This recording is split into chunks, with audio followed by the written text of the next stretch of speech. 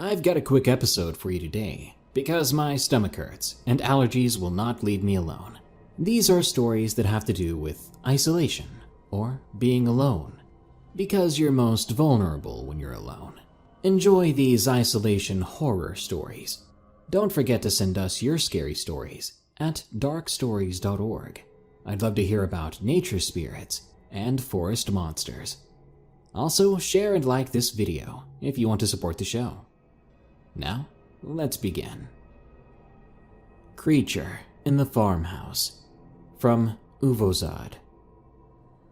This was shared with me by a friend who was absolutely adamant that everything she said was true. While it is hard to believe, I do believe her. She lived in an old farmhouse all her life. Strange noises or the sounds of footsteps going upstairs were fairly common throughout the years. They were so common that it became just another part of life on the farm, and not particularly scary anymore. She had never actually seen anything in all her years living there, but that changed one night at the age of 24. Her parents had moved out of the old farmhouse shortly after she left home. A couple of years later, they let her and her new family move back in. Of course, she had expected to hear the same noises that she'd heard all her life, and so she did the very night they moved back in. Her husband was really creeped out at first, to the point of not wanting to leave her and their daughter at home at night while he left for work. She reassured him that there was nothing to worry about. She had been hearing these sounds all her life, and they'd be fine. Shortly after they had moved in one night, when her husband was at work and her daughter went to bed upstairs, my friend was lying in bed with the door open and a nightlight on in the hallway for her daughter, who slept in her room at the end of the hall. While lying there just before she drifted off to sleep, she heard footsteps coming down the hall. At first, she thought it was her daughter, but as she listened, she realized it was coming from the opposite end of the hallway from her daughter's room. Of course, she immediately thought that it was the same thing that had been making those noises her whole life. She lay there and watched the doorway as the steps got closer. Until, all of a sudden, a short creature about 2 feet tall scurried on 2 legs across the doorway and headed toward her daughter's room. Before she even had a chance to comprehend what she saw, her daughter began to scream. My friend bolted down the hall and into the room, flipping on the light switch. Her daughter was sitting up in bed crying, saying something about a monster. She was in shock at the moment, but quickly looked around the room and saw nothing. She was afraid and scooped up her daughter, now running instead of searching any further. They eventually fell asleep downstairs in the living room with all the lights on. She never saw the creature again, but they ended up moving soon after that. I don't know what to make of all that, and I'm still a bit skeptical, but she sounded genuinely freaked out when she told us the story, and I believe that she believes what she saw was real. The Phantom Storm, from Wonderblocks Productions. 12 years ago, a small Oklahoman-led mining town was wiped from existence. A major tornado hit the area. Several were killed, many more injured. Metal contamination, extreme damage, and groundwater contamination forced the survivors out of the town, rendering it uninhabitable. No one remains in this town, or so we thought. I've been a storm spotter in Oklahoma for 18 years. I've seen firsthand the true raw power of Mother Nature's fury. Powerful tornadoes drop from the skies of the open plains, destroying property and taking lives. Monster storms wiping entire towns off the map. I explored one of these alleged ghost towns one day. It was a small town called Pitcher. I was to go alone, exploring the abandoned town. I had to wear a hazmat suit due to the metal contamination. Storm activity was unusually quiet lately, so I decided to make the drive from Norman to Pitcher. Little did I know that the journey would forever change me. After an exhausting 3.5-hour drive, I finally arrived in what used to be Pitcher. The weather looked beautiful, warm and sunny. I got out of my black Ford pickup and grabbed my digital camera and tripod from the back. I wanted to take some photos of the decaying buildings. I didn't have to walk very far, as the town had a total land area of only 2.2 miles. I stopped near what looked to be an old church and decided to set up my camera there. I took several photos of the area, but as I was looking over the photos, something seemed off. Within the view of the camera, there seemed to be a dark haze over the town, but when I looked up at the sky, it was clear. I looked back at my camera screen. I studied the photos intently. The haze looked like a supercell storm, but not the ones I would see on my chases. This storm was entirely different. It had an otherworldly glow to it. Again, I looked up at the sky to see that it was clear. But something felt different. I felt as though the air around me suddenly became so still that it felt like the calm before the storm.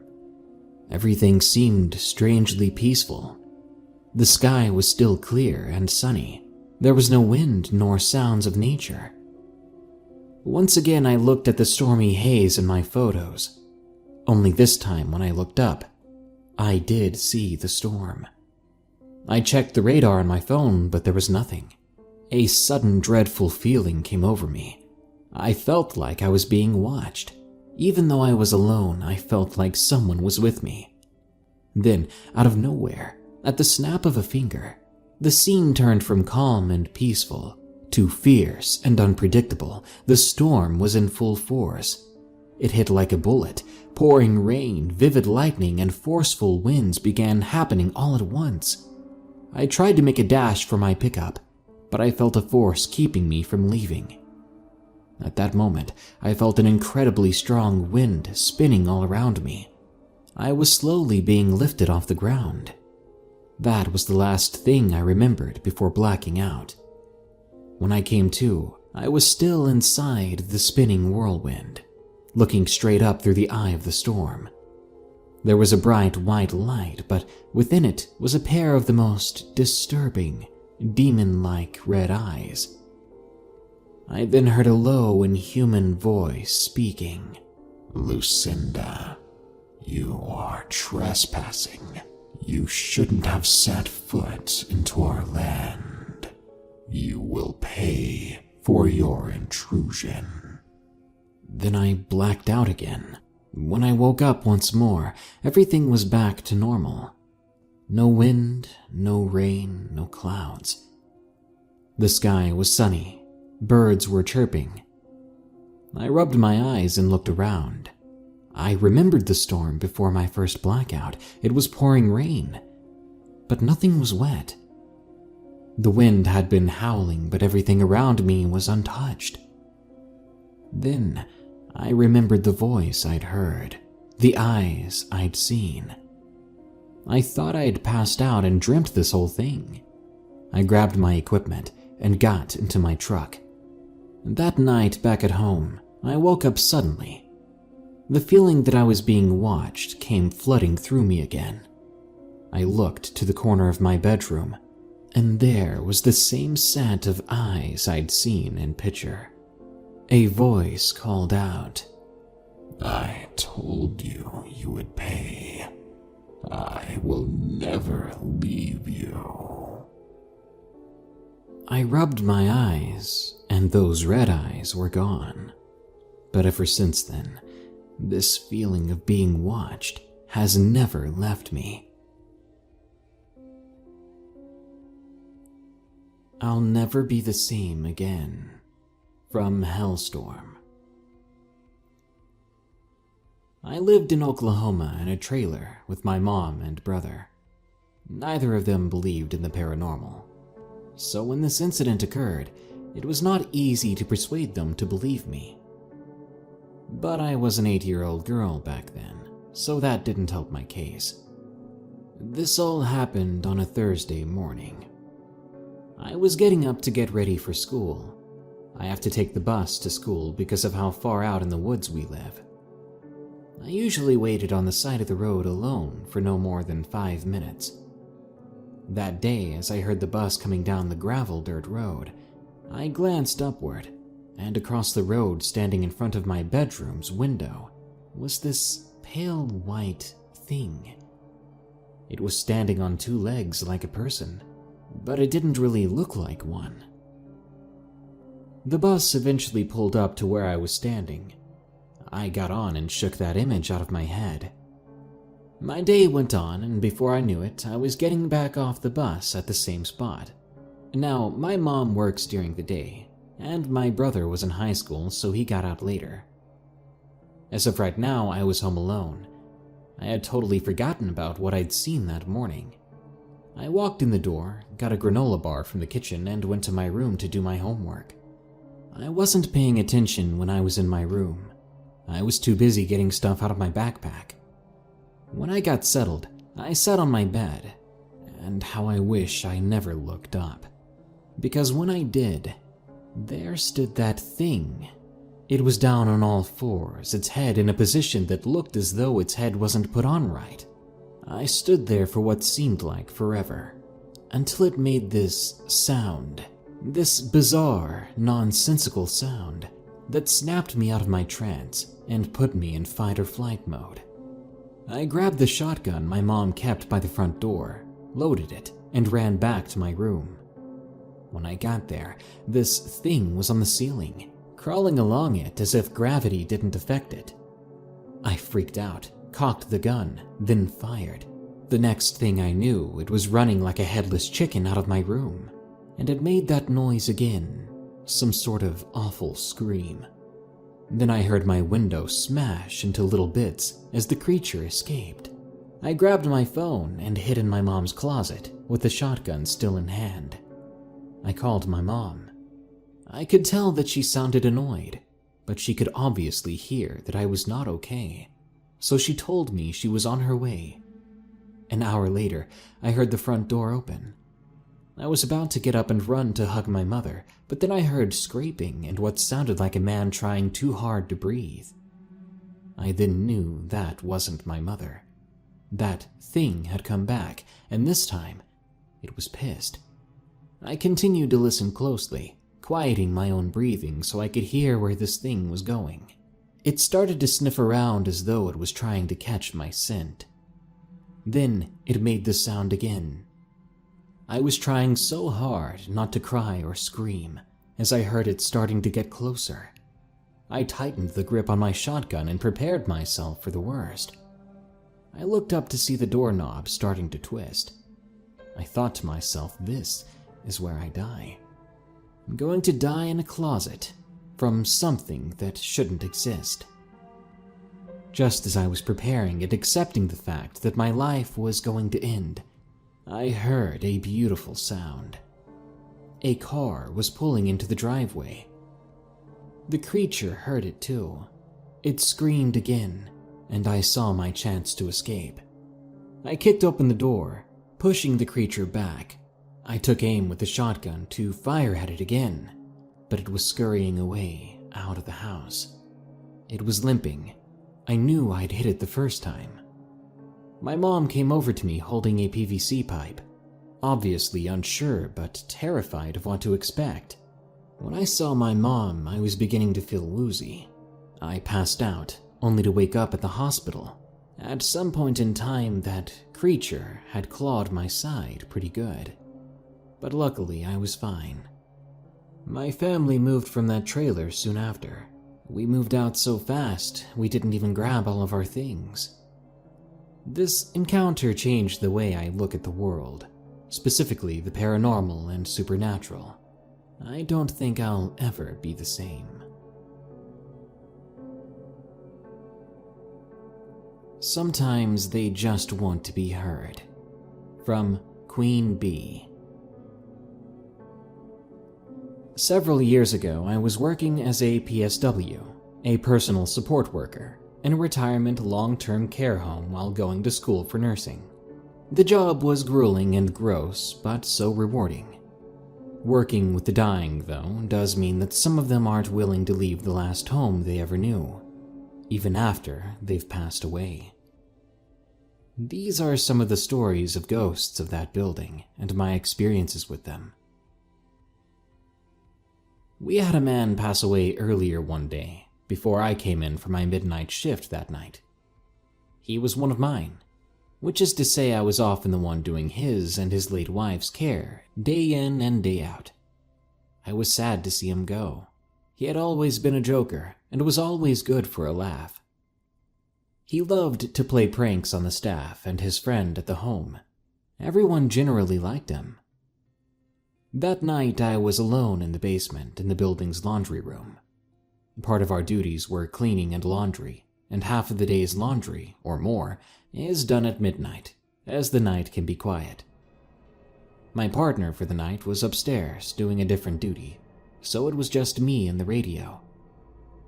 As I began to pull the laundry of a resident out of their hamper, I heard the toilet flush in the staff bathroom, which is right next to the laundry room. I stopped and listened for my partner to emerge, but she didn't, so I took out my walkie and asked, "Are you down in the basement with me?" Then I waited. She commented back, "No, I'm on floor 2 with room 201. Just then, my walkie and the radio in the room both began acting weird. My walkie started squealing like I'm holding another one against it, and the room's radio starts to crackle and sound distorted. The lights began to dim, like the bulb was about to burn out. Finally, the large rack of hangers to my left and behind me began to shake, and the hangers all began to sway. I started to think it was some sort of earthquake, which is very uncommon where I'm at in Canada, but not unheard of. But then I heard a voice. It was my late resident, R, making that same squeaky Donald Duck impression he would do to startle you. So I raised my voice above the noise in the room and said, "Very funny, R. Now cut it out. What are you still doing here?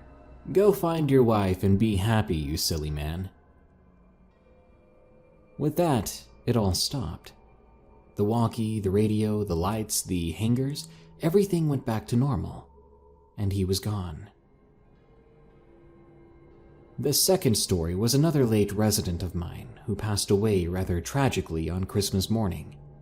She always wore a lovely orange silk housecoat, the kind that zips up, not the tie-up, as she went to the tea room to get a snack and a cup of tea before bed. This is also where myself and Im were taking a 15-minute break after putting all the residents to bed. It had been days since she passed away. As we sat there and drank our coffee, the TV flickered to life for only a second as an orange streak passed from the tea room and rounded the corner. Im shot up and chased after the blur, but as she rounded the corner, it was gone. I don't know why she lingered there. She hated living in there, but she would be seen many more times after. Finally, there were the long-time spirits, those whose living counterparts were long before my time, and on some accounts, long before the time of the old building we worked at. There was this little girl with a red ball. She was described by several palliative residents. She had long, either dark brown or black curly hair, a pretty church dress, whatever that means, but that's what they called it, and a large red ball. She would sit with them and talk to them, or they would talk about playing with her, when in reality they couldn't even get out of bed. She was kind, if not a bit annoying to some of the residents. I think she escorted them to the end. The other two were a man in the elevator who would whisper and pull your hair lightly or tap on your back. He would do this to staff, residents, visitors, it didn't matter. He was irritating, but not that bad. And the last was a woman's disembodied voice, who would sing down the halls of the locked unit all night. But when I or anyone else would go to check the residence or common areas, nobody was ever found. She was peaceful and happy, so that's all that really mattered. All these spirits and others existed at one point or another in that building, and other than all were witnessed by many other people, and all they ever wanted was to be heard. Well, that brings us to the end of this rather short Darkness Prevails episode. But don't you worry, more scary stories are on the way soon. So stay tuned, and be sure to send us your scary story if you want it narrated. Just go to darkstories.org. I'd love to hear about encounters with nature spirits and forest monsters. Until next time, here are the credits to my amazing patrons who continue to donate or have donated in the past. Oh, and before I go, be sure to like and share this video. Remember, stay safe out there, and stay creepy, because this world is a strange one.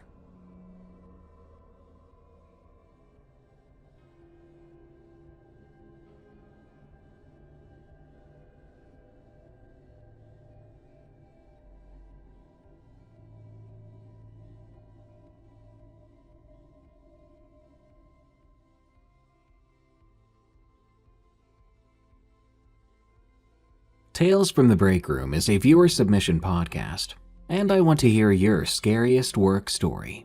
So send it to me at eeriecast.com/submit, and if it ends up on the show, I'll pay you 5 cents per word via PayPal.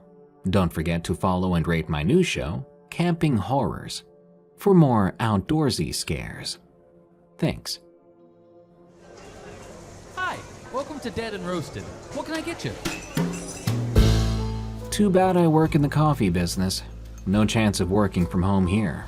What would I do? Mail people's macchiatos through the post office? Well, luckily for me, and unluckily for this guy, maybe working from home isn't all it's cracked up to be. You see, I heard a story recently about someone who worked from home, only to be harassed by something sinister way out in the middle of nowhere. Look at that, it's break time. And I've got plenty more true scary work stories to share. Join me and bring your croissant. These are Tales from the Break Room. Working from Home Horror, from J. Elliott. It's been over a year now since the bizarre incident that happened while I was working from home one day. I still get uneasy when I think back on it. At the time, my wife and I were living in an old farmhouse in rural Missouri that we had fixed up ourselves. It was on 20 acres of land out in the middle of nowhere. The closest neighbor was a mile down the road. I worked remotely as a software developer, while my wife worked in the city, about 40 minutes away.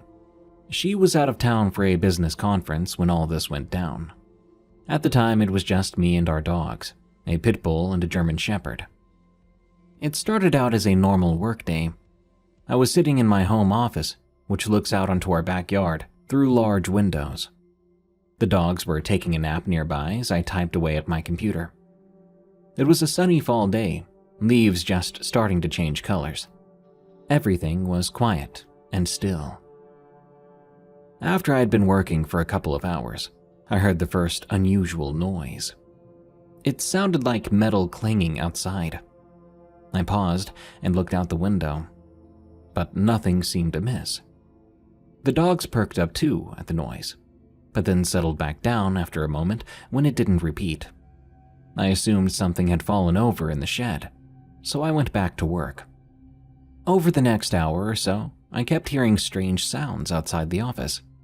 More clanging, some odd thumping noises, faint rustling in the fallen leaves. Every time I would stop to listen, but then there would be dead silence.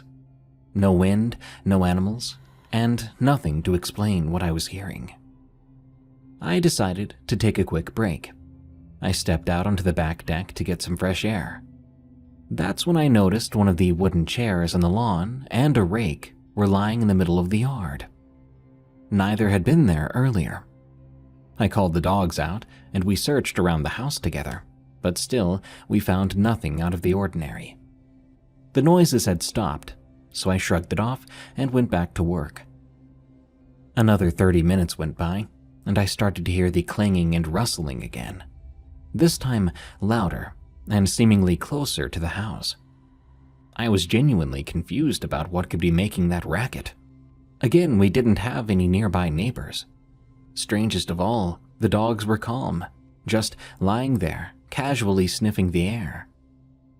I got up and looked outside again, walking the perimeter of the house. At the back corner of the property, I found some broken tree branches and divots in the dirt. It appeared as if something had trampled the ground recently. The back of my neck prickled as I realized these weren't just random noises. Something or someone was in fact lurking around the house, messing with things and scurrying off before I could spot it. I went back inside, this time locking all the doors before grabbing my revolver.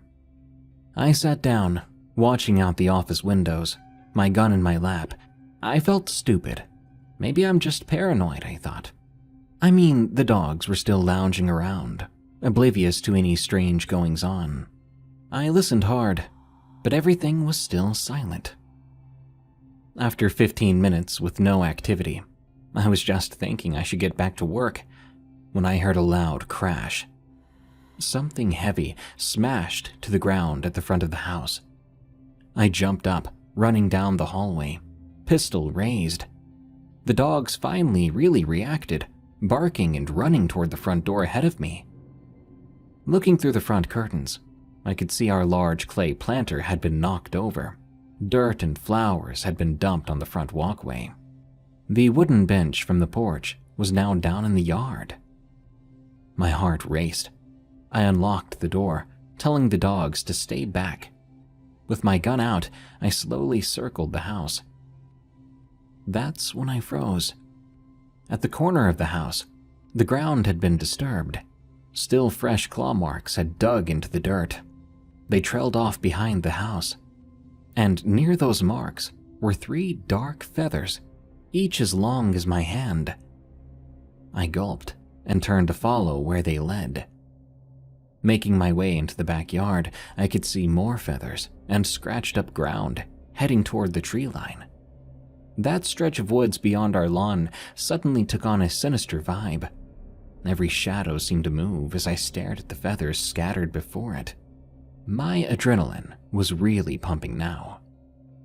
I shook my head, realizing I needed to get back inside and call someone about this. I sure as heck wasn't about to go into those woods alone. As I turned back toward the house, a freakishly loud screech rang out. It echoed and seemed to come from the sky and the trees at the same time.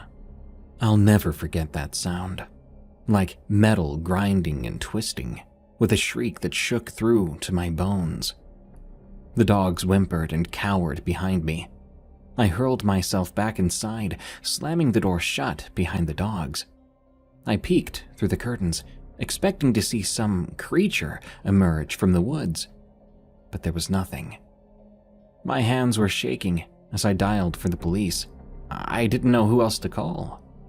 I can only imagine what I sounded like, trying to explain some disturbing things lurking outside my rural home. Dispatch said they would send a patrol car to check things out.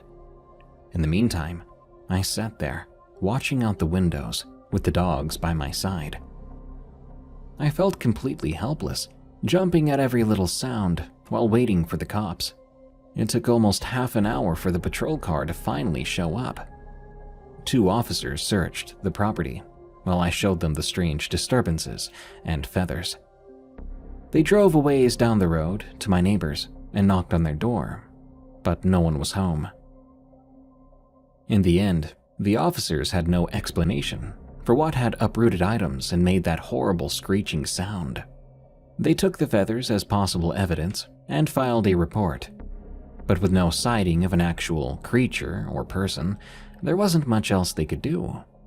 They told me to call immediately if there were any more incidents. They left to respond to a car accident in town. I was a nervous wreck the rest of that day and night, barricading myself indoors. Eventually, I had to go pick my wife up from the airport the next day. We stayed at a hotel nearby overnight, which helped to calm my nerves before going back to our house.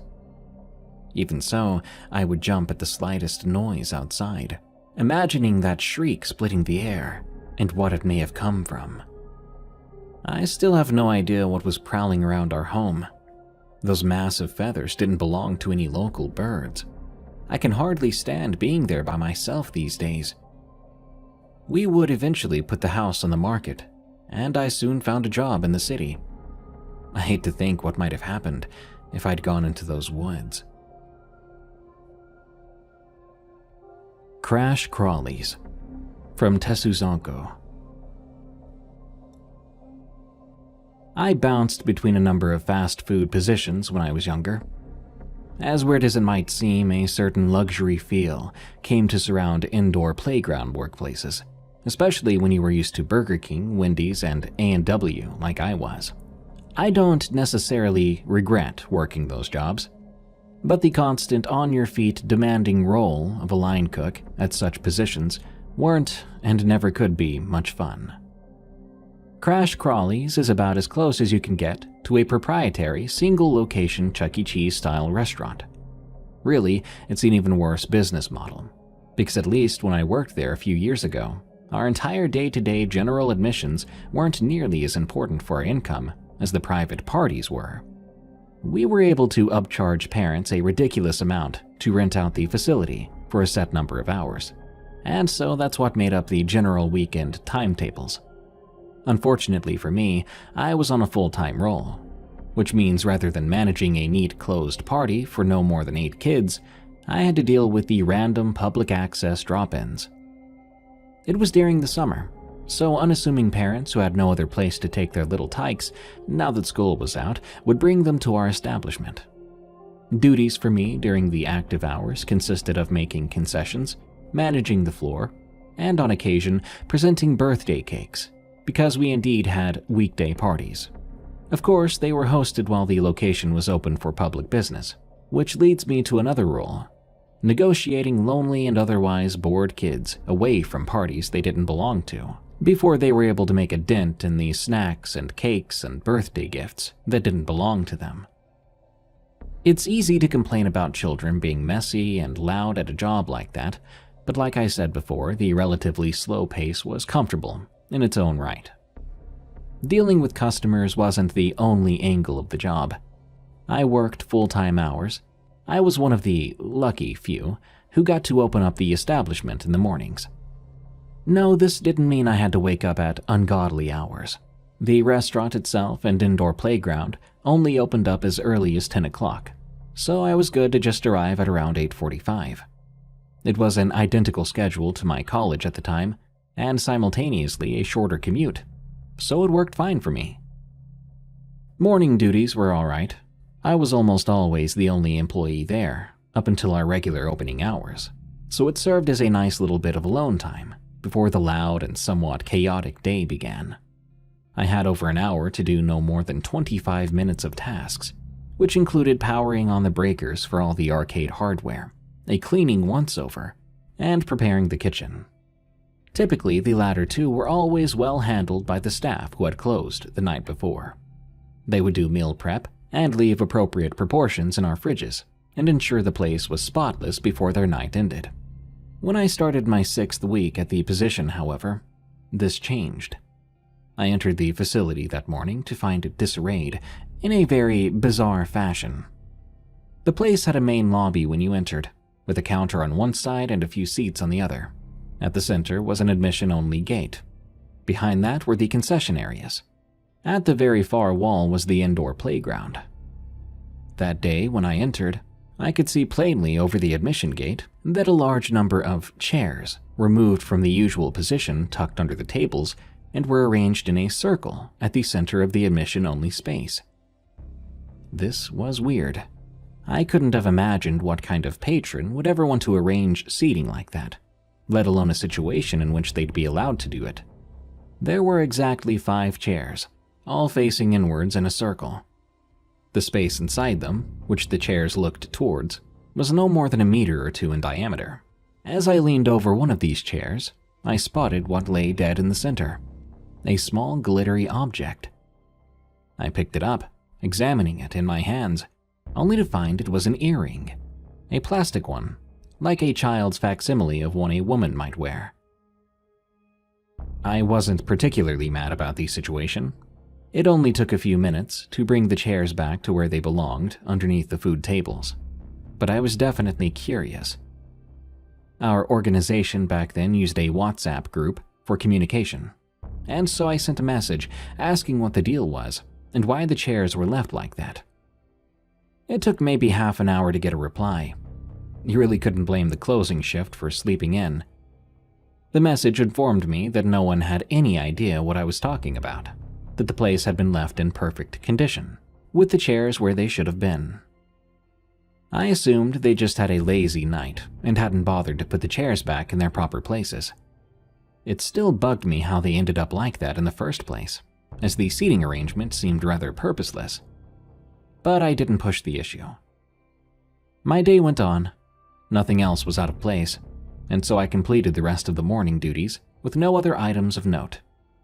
As I finished my day, the earring I'd found, which I had placed into our lost and found, was yet to be claimed.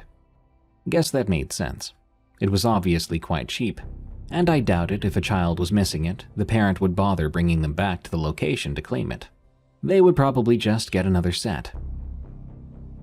I arrived the following morning to find an annoying sight. The chairs were, yet again, out of place. This time the circle consisted of 6 chairs, not 5, though everything else was identical, with the chairs lining up in a circular shape. This time when I checked, the center was occupied by a small plastic replica earring, just like before.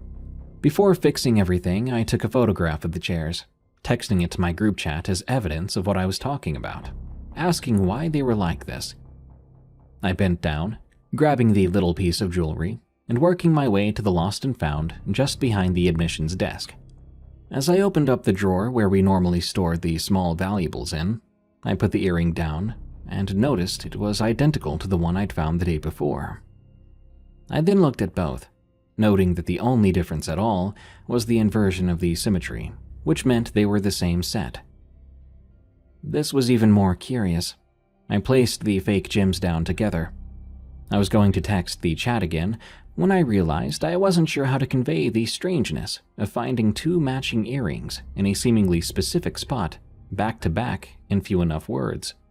So I decided not to even bother. Instead, I dwelled on it as I went about my other duties. It seemed the most logical that the closing crew was pulling some weird prank on me. But that still seemed off, because I hardly knew any of them. Besides, it took just as much work to move the chairs into their odd formation as it did to restore them to how they were supposed to be. So what was going on? I didn't come to learn anytime soon. Something a little bizarre did happen later that day, though.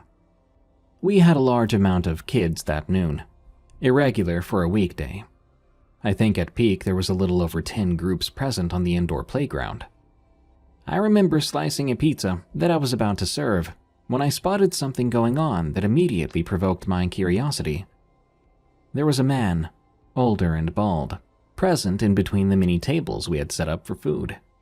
Immediately, I didn't recognize him as someone who had come in earlier. He had a sort of disheveled look about him, not super out of place, but still odd, as you could tell he was lacking personal grooming. He had the attention of a few of the kids, so I thought he was a parent as he spoke to them. The kids then moved back to their table, but bizarrely, each removed one of the chairs from underneath the table, carrying them back to the man. I left the pizza unattended to walk over and inform them they shouldn't be moving establishment chairs around. As I looked on, though, I noticed the children were all independently moving the chairs into the form of a circle. The man was instructing them where to place each one, pointing with his finger. When it dawned on me they were putting together the same array of chairs that had popped up the last 2 mornings, I felt my heart sink. I didn't know what to think at first, even though the implications seemed to suggest that the man was probably responsible for the previous circular layouts, which indicated he'd somehow been in the establishment after closing. After letting that fact register, I approached him, clearing my throat and asking them what they thought they were doing. He stared at me idly, not replying, as if waiting for me to say something else. So I did. I informed him that chairs aren't to be moved from the tables, before specifically asking him why he was making that bizarre circle. The area was already cramped anyways, considering how many kids were present and eating, giving my authoritative complaint all the more validity. He looked at me, tilting his head slightly for a reason I wasn't sure of, before informing me that he was sorry. He waved his hand, and the children all at once, who had been standing about in a half circle behind each chair, looked at me, before taking the chairs back to the tables they'd taken them from. The entire scene was very off-putting. The man seemed strange in a way I couldn't quite place, and the kids were, well, odd. Not so much in and of themselves, but because of the way they seemed to blatantly follow this strange man's orders. Anyway, away went the chairs back to their original spots. As I returned to cutting the pizza I'd been working on, I thought about how the way they'd set up the chairs nearly exactly matched what I'd found in the restaurant the past 2 mornings. I brought the pie over to the table that was waiting for it, before deciding I wanted to find the man I'd seen previously and ask him in more detail about what he was up to. I was planning to be more aggressive, to get a better answer this time. Whether or not I was going to accuse him of being responsible for the chair arrangement the nights previous, I wasn't sure yet. But it never came to fruition, as the man was now apparently gone. As I looked around, I noticed 3 of the kids were still present, so I went over to them, asking where their parent or guardian had gone. Just as I asked, an older woman came to the table. She asked if there was a problem, and I replied by saying I wanted to speak to the man who had been with the kids. She gave me a strange look, before telling me that the group had not come with any man. I went on to describe the guy I'd met, and she proceeded to inform me she had no idea who I was talking about. Alarm bells were ringing in my head, so I quickly apologized. Naturally, my attention instantly became less focused on the chair arrangement thing, and more on the fact that an unknown man was talking to a group of kids who he had no association with. Quickly, I notified my manager about the situation. She informed me to do a run-through of the indoor playground and eating area to see if I could locate him. I went and searched, but despite thoroughly checking every space an adult man could occupy over the course of a few minutes, I couldn't find him anywhere. Given the nature of our establishment, there's really not too many exits. The only door in and out, at least at the time I was employed there, besides the main entrance, were fire exits. They were all rigged with alarms that sounded when used. As the other staff were informed, however, including the person working front desk, they claimed they didn't see a man matching the description I gave, coming in or coming out. Despite the fast implementation of our safety policies, the man's actions really didn't warrant a response from law enforcement, so we didn't call. My manager informed me that she'd review the security tapes and ensure later-day staff were aware of the man's appearance and to be on the lookout. We gifted a complimentary lunch package consisting of 2 pizzas and a few snacks, plus a rebate, to the lady responsible for those 3 kids to apologize for the commotion. The matter was far less than settled in my mind. The man had disappeared, cleanly and without a trace, and while apparently inconsequential, it was incredibly off-putting for me. Where had he gone? Was he really related to the bizarre formations of chairs that kept cropping up? I wasn't sure. The day wore on with little other issues, and I went home that evening. I got the notification of my boss describing the man's appearance in the WhatsApp group we shared, just before my shift ended. I was a bit relieved, knowing the evening crew could be on the lookout. The following day, before I even entered the building, I decided to peer in through the glass. I was anxious about the chairs being present in that creepy little circle again, and to my relief, the floor appeared exactly as organized as it should have been. Entering the establishment and flicking on the lights, I saw no circle of chairs, so I relaxed a bit. I didn't quite know what to think regarding causality and whatnot. I instead opted to enjoy the fact that everything was as it should be. My morning progressed smoothly for about half an hour. I remember doing a once-over of the indoor playground floor, and noting everything was in place. At a certain point, though, the music I was listening to was interrupted by a loud and annoying creaking sound of wood. First, I assumed it had been outside, or possibly next door. Our building is integrated with other businesses, after all. But as I continued my duties, the sound persisted, permeating the space I was in. While it sounded relatively muffled, I was able to localize it over the next few minutes as a handful of creaks continued. It didn't take long to realize it was directly under me. Our location did have a basement, one I was familiar with from hearing my boss speak of it. In my tenure, I'd never had a reason to go down into it, as it primarily served as a place for us to store replacement furniture and indoor playground hardware, namely pads and netting. The playground was designed in a modular fashion, so if pieces were damaged, they could be refitted in place. But that was typically done on the night shift. Hearing the sound of movement and dragging items beneath me was a bit unnerving. However, something else to note about the basement was that it was shared with the organizations next door. At the time, we had soft plastic dividers up and a few metal cages to indicate what space belonged to who. I was uneasy, but even so, I decided to head downstairs, as I figured a contractor or a new employee might have been using the space allocated to us. So I went and got the key, proceeding to the entrance. The door to the basement was at the very back of the kitchen and was always kept locked, so on the off chance a kid or patron wandered back there, they'd be unable to access it. When I got to the door, I noticed, with a drop in my stomach, it was ajar. Either the last person to grab something from storage had forgotten to lock it, or someone else had opened it and was down there right now. Given the noises I heard, I was mentally leaning towards the latter. I began to cautiously walk my way down the steps. I could hear more of the same creaking I heard upstairs, only it was much louder now. About halfway down the staircase, I decided to call out to see who exactly was there.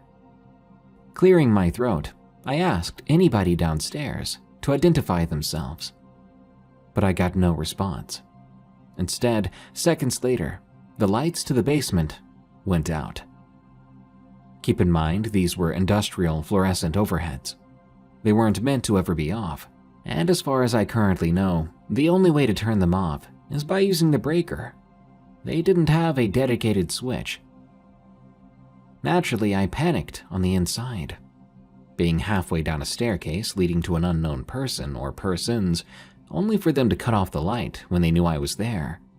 Not good signs. That was enough for me to make me turn around and run back up the stairs. I had a feeling they were no worker at any of the nearby businesses. So I decided to dial the police, informing them that there might be an intruder at my place of work, hiding out in our basement.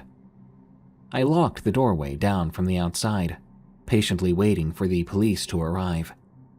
Notably, there were no more noises from downstairs. They came pretty fast. I unlocked the door for them and let them down. 2 officers inspected the place themselves. It took a while. Eventually, one of them came up and went back to the patrol car. A few minutes later, 2 other cop cars arrived. There were then a total of 5 officers going down into the basement. They weren't telling me anything concrete, but with the volume of police, I could only assume something pretty bad was down those stairs. After maybe 15 more minutes, I came to realize that wasn't the case. In fact, there was nothing of interest. Why 3 squad cars had come out was apparently due to the sheer size of the basement. They'd inspected the place extensively before informing me there was no intruder present, which I very much appreciated. Given how many businesses intersected that space, it seemed easy enough for somebody to have left without being caught, if they'd been down there when the officers showed. Following a modicum of paperwork, I informed my manager what had happened over a direct phone call. Really, I expected some scolding after I'd called emergency services for what seemed like no reason, but she was more or less understanding. If anything, she seemed to appreciate the security of the establishment seriously, So by then, the phone call was over and the police were gone. After finishing my morning duties, that bizarre incident in the basement staircase was itching at me. After a bit of deliberation, I decided to head back down into the space myself to take a look around. I don't really know why. I think I was probably trying to force myself into the creepiness so it would stop gnawing at me. I headed down. This time the lights didn't turn off. I soon got to the bottom of the staircase and looked around the space. It was mostly normal, dusty indoor playground assets. But then I saw it, plain as day under the overhead fluorescent and completely unsuspecting. 7 of our outdated legacy chairs.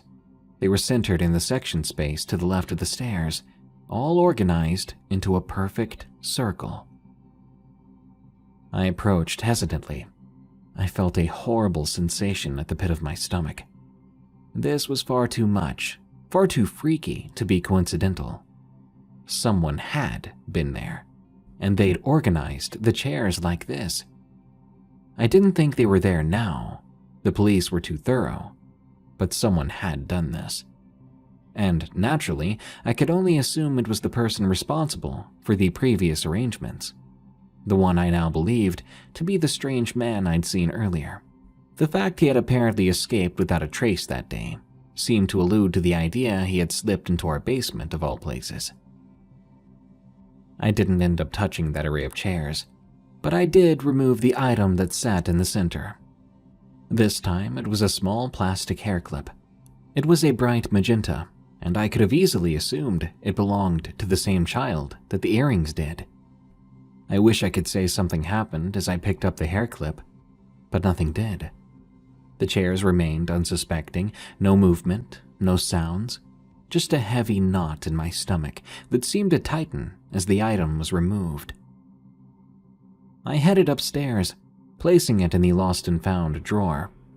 There were still 10 minutes to go before I was to expect anyone else's arrival for the morning opening.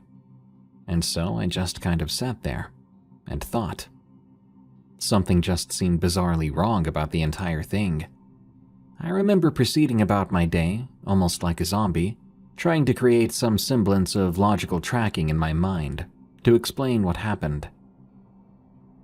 After that day, I ended up taking 2 sick days to finish out the week. I wasn't sure of it at the time, but this ended up turning into an extended hiatus, and eventually, I left the position after I found something similar at a McDonald's with a play place. The events may sound minor to some, but they really did distract me from functioning in that work environment, to the point where I felt a switch-up would be best. Now, I did inform my manager about this in a lengthy email that ironically never got a reply, but my theory was, I believe that strange not-so-talkative man was responsible for the chair formations. I think he'd either been using the key or some other access door to stay overnight in the storage space, so he could move those chairs around. How, and more interestingly why, I cannot say. As for the ever-increasing size of the chair rings and the little kid accessories I'd find in the middle, I remain completely confused in what they were and what they symbolized. My partner, who I told this story to, seems adamant it was ritualistic in nature. But I don't know. I didn't end up staying in touch with anyone from that position, and I never found out if anything more came of it. Forest Ranger Danger from 33 Trader. It's been about 5 years now since the strange events that caused me to quit my job as Forest Ranger up in the Pacific Northwest. I'd been working seasonally for the Forest Service for a few years at that point. Most of the time, it was great.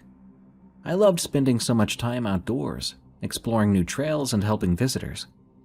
But the night that things went sideways was a night I'll never forget. I was stationed up near Mount Baker at the time. Our ranger station was a couple miles off the highway, nestled right up against the edge of the national forest.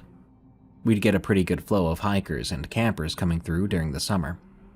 My job consisted of a mix between running the front desk, leading nature walks, enforcing rules, and generally keeping an eye on things. One night in late August, I was scheduled to take the midnight patrol shift. Basically, driving through campsites and along trails, making sure everything was quiet and there weren't any problems. I always liked the night patrols, cruising under the stars through the tall pines with a thermos of coffee. Besides the occasional rowdy group of teenagers, it was peaceful. When I headed out at midnight that night, it was clear skies and about 60 degrees out. Perfect weather for camping. I drove slow with my window down, listening to the sounds of the forest. About 45 minutes into my patrol, I was on a narrow dirt road, which runs between the south campsites and main hiking trail. This road has a few pull-offs, where you can park and access the trail, but it's mostly used by rangers and is gated off at night. As I approached one of the pull-offs around 1 a.m., I spotted a truck parked sideways across the road, completely blocking it. The headlights were still on, doors open, but no one was inside. I parked behind it and got out to take a look. No keys, no cell phone left behind.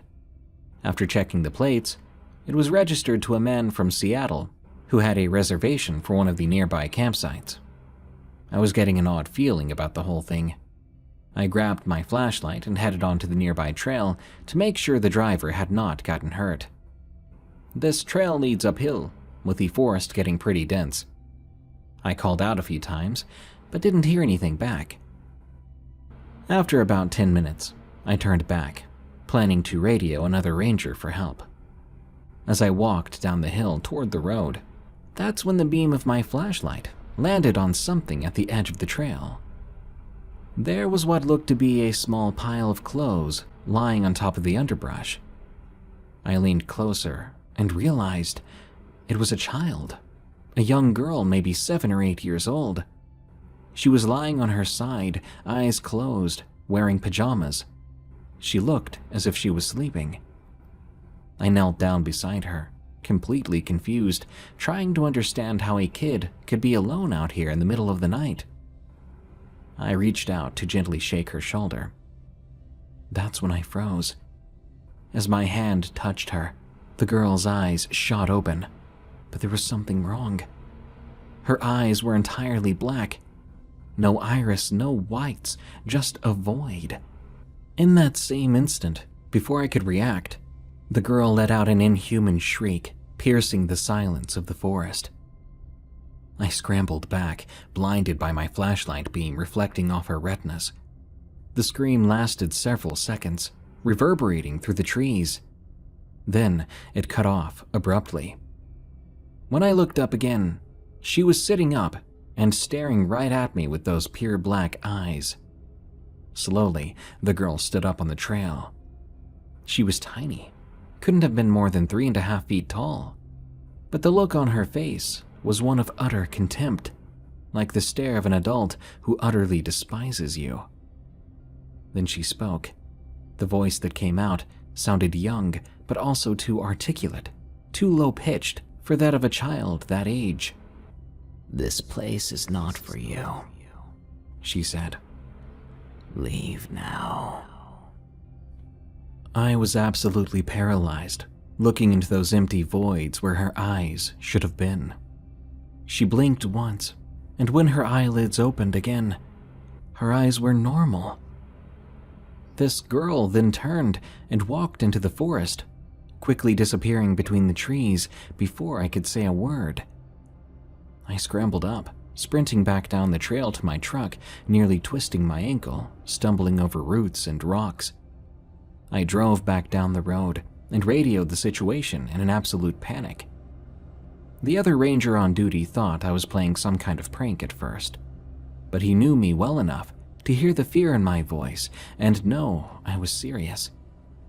I met him back at the ranger station. We went to the campsites of the truck owner I'd looked up. An older couple and their young granddaughter were staying there.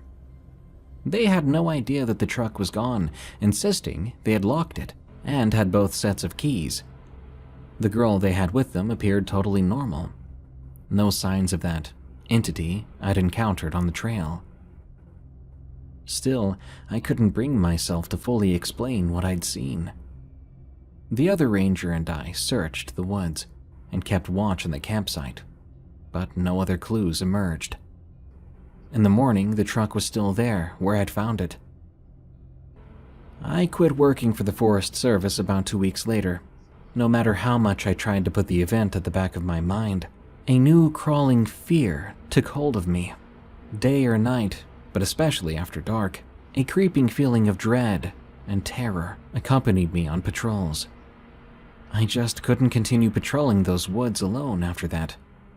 I had no interest in finding out what that thing was either. As long as it's a different area, I still go camping and hiking all the time. Whatever that presence was in the forest, I think it wanted me gone, and I'm not about to ignore that kind of warning.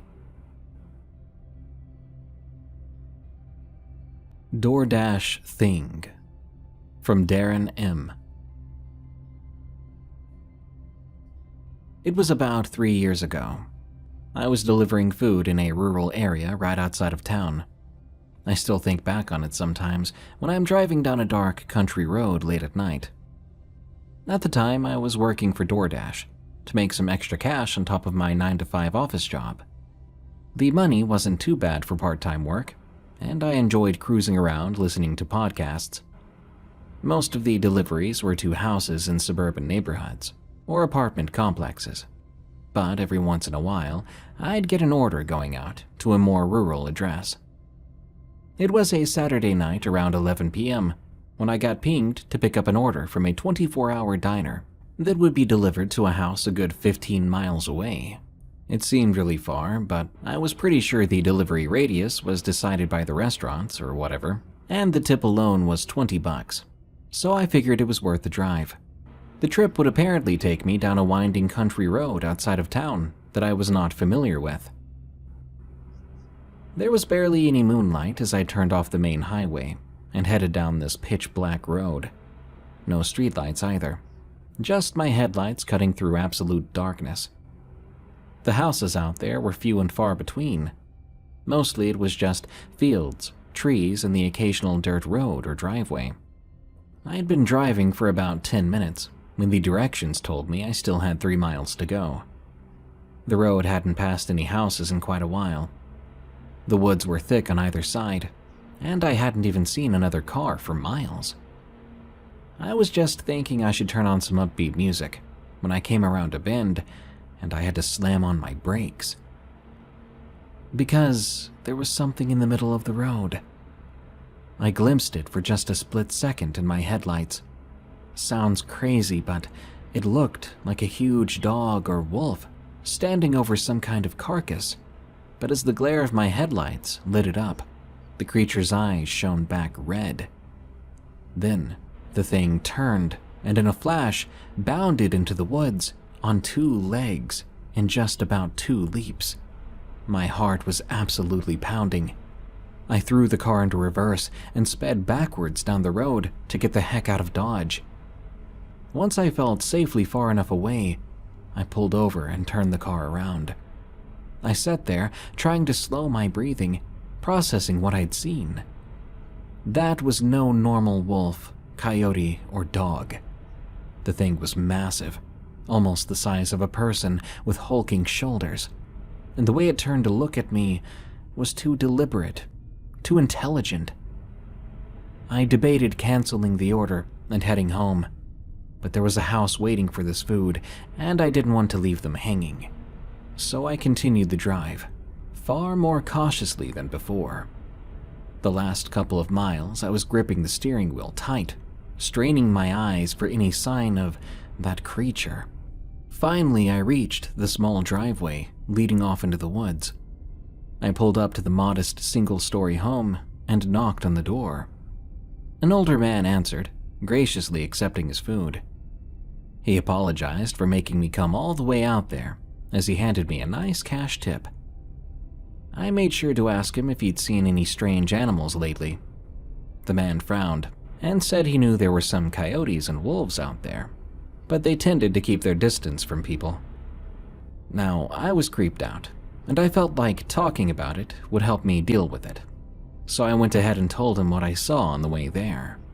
When I described it, his expression changed to concern. He suggested I report the sighting to animal control and be extra safe driving home. The entire way back, I was scanning the darkness, jumping at every hint of movement. I couldn't stop thinking about the creature's eyes reflecting the light, how unnatural and menacing it seemed. The image was burned into my mind. As soon as I got back into town, where there were streetlights and businesses, I pulled over and canceled my remaining orders for the night. My hands were still shaking a bit as I started driving home. I ended up calling out of my shift the next day. There was no way I could focus on office work. That made me realize I didn't get paid nearly enough by DoorDash to deal with deliveries on remote backroads in the pitch black. I decided to avoid orders that would take me too far out of town. I did contact animal control. They confirmed no other reports of a wolf or coyote that big. I still wonder what it was. And I'm also worried that it's still lurking out there along those rural roads. But it's not my problem anymore, because I'm not going to be driving out there anytime soon. There's always something watching. From Alex S. I have a couple of stories I can share relating to strange and creepy experiences that I've had at 2 separate jobs. My first story takes place during my last semester at the university I previously attended. I won't name the university itself, but you do need to know that it was on the smaller side, and it's a private, diocesan university. There's a seminary on campus, along with a house for religious brothers, and I think there's a place for the nuns and sisters to stay. Every once in a while, you'd even see the nuns walking this big black dog around campus. There are several buildings on campus now, but the original building is still standing. I had the unpleasant experience of staying on a 4th-floor dorm in 2021, just a few months before the building itself turned 100 years old. There were always rumors that these dorms were haunted, but I hadn't believed them until my own experience changed my mind. These dorm rooms were single rooms, meaning no roommates, as the rooms were wildly small. And with it being almost 100 years old at the time, these were the original dorms to the school, meaning a lot of life, both good and bad, has gone through here. The stairs themselves had a curve in them from the years of foot traffic. I had been going through a rough patch at the time, and I'll be brutally honest. My headspace was nothing but depressing. If you know anything about spirits and the paranormal, it is believed that your negative energy makes you more vulnerable to them. However, I had decided to stick things out to see how the semester went before making any changes to my life. I busied myself with schoolwork and worked 2 jobs. One of my jobs was a work-study at campus safety, and the other being off campus at a convenience store down the road. Now, there weren't many of us staying on the 4th floor, so the hallway was usually dark. Thankfully, my room was right across from the toilets and showers, so that part was always illuminated by the lights. Due to my class schedule, I worked the closing shift at the convenience store, usually Friday through Saturday, meaning I wouldn't get back to my dorm until around 11:30 to 11:45 p.m. On those nights, the only light coming into the hall was that from the bathroom area, and the faint lights from the sidewalks outside. One particular night, after a seemingly long shift at the store, I made my way back to my dorm room, and I felt strange walking into my specific hallway down towards my room. I didn't think anything of this at first, chalking it up to my feelings of homesickness and loneliness. Before going to bed, I decided to take a shower to relax and brush off the stress of the day. When I left my room and before going across the hall, I looked down towards the opposite end of the hallway. I swore I saw someone standing and looking out the window. I didn't see a face or body, but a shadow. I blinked a few times and it was gone. I played it off as a trick of the light and my overworked mind. After my shower, when I walked back into my room, I looked down the hall again and still saw nothing, but I did feel an overwhelming sense of being watched. Later on, when I was getting ready to go to bed, I used the sink in my room, and the water went from clear to brown, then back to clear again in an instant. This wasn't the first time it happened. I just told myself it was old plumbing. However, a few weeks after the incident, I Googled the myths surrounding this old building, and I was a bit creeped out to find that bloody water was one of the more prominent myths. Fast forward a few weeks after this incident occurred. I was back home for fall break, and I couldn't have been more grateful to be back. My mental health had really taken a toll, and I was glad to have a break from my daily stressors back at school. One night, while spending time with my mom and sister, we got on the topic of my strange experience at the dorm. We decided to bring out the Ouija board, which isn't one of my proudest moments. My fellow paranormal and spiritual people will probably either cringe at my decision to partake in this, or be intrigued to hear about what happened. We believe we came into contact with what we were told was the spirit that I saw that night. Whether that's true or not, I'm not sure. From what this supposed spirit told us, he had been a student at the university, specifically a seminary student. Sadly, he told us that he had ended his own life, as his sexuality was discovered by his higher-ups, and he was to face the consequences of it. The spirit claimed that the university had covered up all information about his death, which would make sense considering they would want to keep that information sealed to protect their reputation. He claimed he knew and felt my loneliness and sadness and didn't want me to feel that way anymore. He also said I had to leave the university in order to get past these feelings.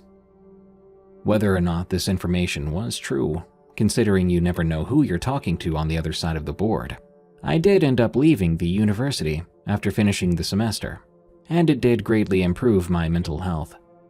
I believe the spirit still watches over me from time to time as well, as I still have the key to the very room where I felt I'd hit rock bottom. I hope that one day they uncover more information that may solidify and validate this spirit's death. My next story takes place only a few months after leaving my university. I was taking a break from school and working at the same convenience store as before. I worked on the floor of the store, essentially meaning guest service. I encountered a lot of people during the day. One thing that was a big deal for us to do when interacting with guests was to make eye contact. I've never had an issue with this, and I found it to be a skill that comes easy to me. One day while working the front counter, I had a man come to my register. He seemed to be a businessman, dressed in a dark suit with his hair gelled to one side.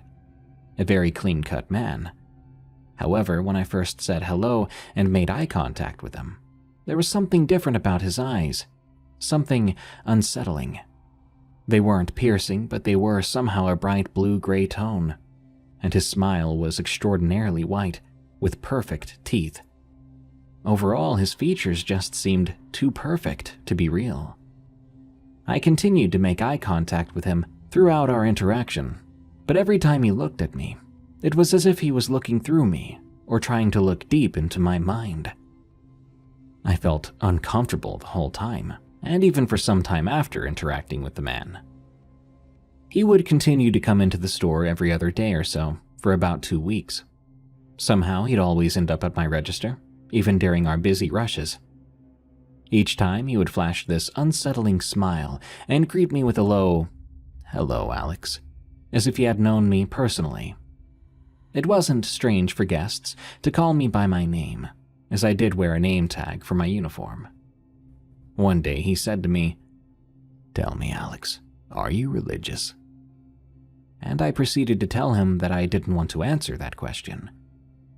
I guess it wasn't weird for guests to hand us religious handouts or leave them in the store, but I've never been specifically asked about my own beliefs.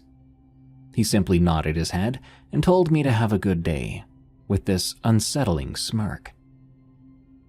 The very last day I interacted with him, he began with the same, "Hello, Alex," as he always did.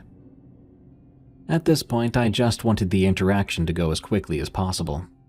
Well, it did go by quickly and smoothly, to my surprise, but that may have been my own personal unease, and due to the fact that he was becoming a regular visitor. It had gone on without any strange comments as well. which only made it all the more unsettling somehow. Just as he was about to leave, he turned back to me and proceeded to say, "There's always someone watching." He then pointed upward and was looking at what seemed to be right behind me. I was on edge for weeks about this last interaction, and likely should have taken it more seriously than I did. However, I don't believe he was referring to anything remotely human. Rather, he was referring to something that was out of this world. And part of me believes that he himself was not from this world. I get goosebumps typing this out. It's the first time I've ever told this experience. I haven't even shared it with my family. Tales from the Break Room is a viewer-submitted podcast featuring allegedly true scary stories that happened on the way to, on the way from, or at work. If you want your story to be narrated on the show, send it to us at eeriecast.com/submit. As of April 14th, we're paying 3 cents per word for stories that are approved and make it onto the show. Submission does not guarantee approval or payment. For a limited time only, PayPal only. Tales from the Break Room is an EerieCast Network original podcast hosted by Darkness Prevails. You can follow him on Twitter at Dark Prevails, and you can hear thousands more stories read by him on our other show, Unexplained Encounters. If you enjoyed this episode, please follow and rate Tales from the Break Room on Spotify and Apple Podcasts. You can also enjoy plenty more horror-themed podcasts at eeriecast.com.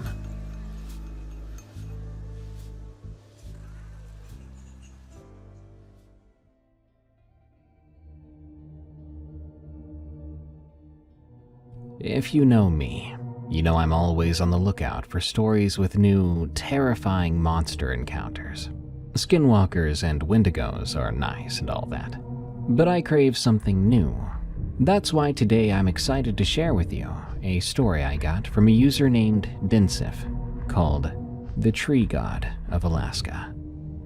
And if there's any truth to this story, then I should warn anyone living in or visiting Alaska that there might be something extremely dark and ancient lurking in the woods and around cabins looking for its next target. Believe what you will or won't, but this story might be a good reason to stay away from Alaska.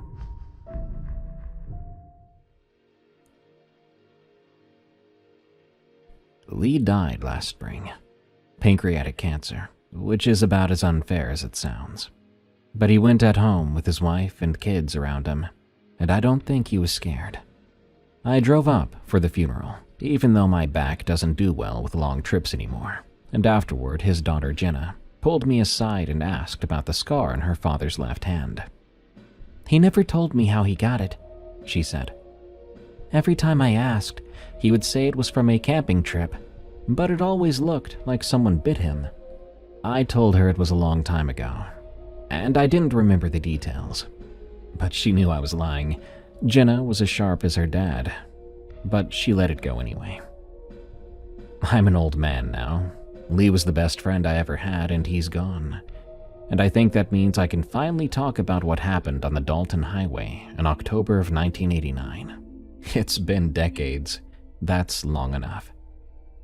So, I met Lee sophomore year in the weight room at Central High. Neither of us belonged there. The weight room was for football players and wrestlers, guys who moved through the hallways like they owned the place. And Lee and I were the kind of kids who ate lunch in the library and hoped nobody would talk to us. But we'd both gotten it into our heads that lifting weights might make us less invisible and make us want to be less invisible. So there we were, trying to figure out the bench press while a bunch of juniors snickered at us from the squat rack. Lee dropped a 25-pound plate on his foot the first day. Didn't even flinch. Just picked it up and racked it like nothing happened. And when I asked if he was okay, he said, "I've had worse." We started lifting together after that, spotting each other mostly, though neither of us ever put up enough weight to really need it. Lee was funny in a way that snuck up on you. He had a deadpan, dark kind of humor. Could always find something absurd in anything. I learned about his home life in pieces over the next 2 years. His dad was a drinker who thought belts were for more than holding up pants. and his mom was a substitute who was somehow always busy, so she wasn't home to see the bruises. Or maybe she saw them and didn't know what to do. Lee never talked about it directly. He would say things like, "I'm staying at my grandma's for the weekend," when his dad was on a bender. Or he'd show up at school moving real stiff and say he had slept wrong. Junior year, his parents finally divorced. His mom moved them to a 2-bedroom apartment on the east side of town, and Lee seemed lighter for a while. But something had already settled into him by then, a sort of weight he had to deal with. He apologized all the time for things that were never his fault, or weren't even things at all. Sorry for being in the way, or sorry for talking too much, sorry for existing, basically. I didn't know how to help him with any of that.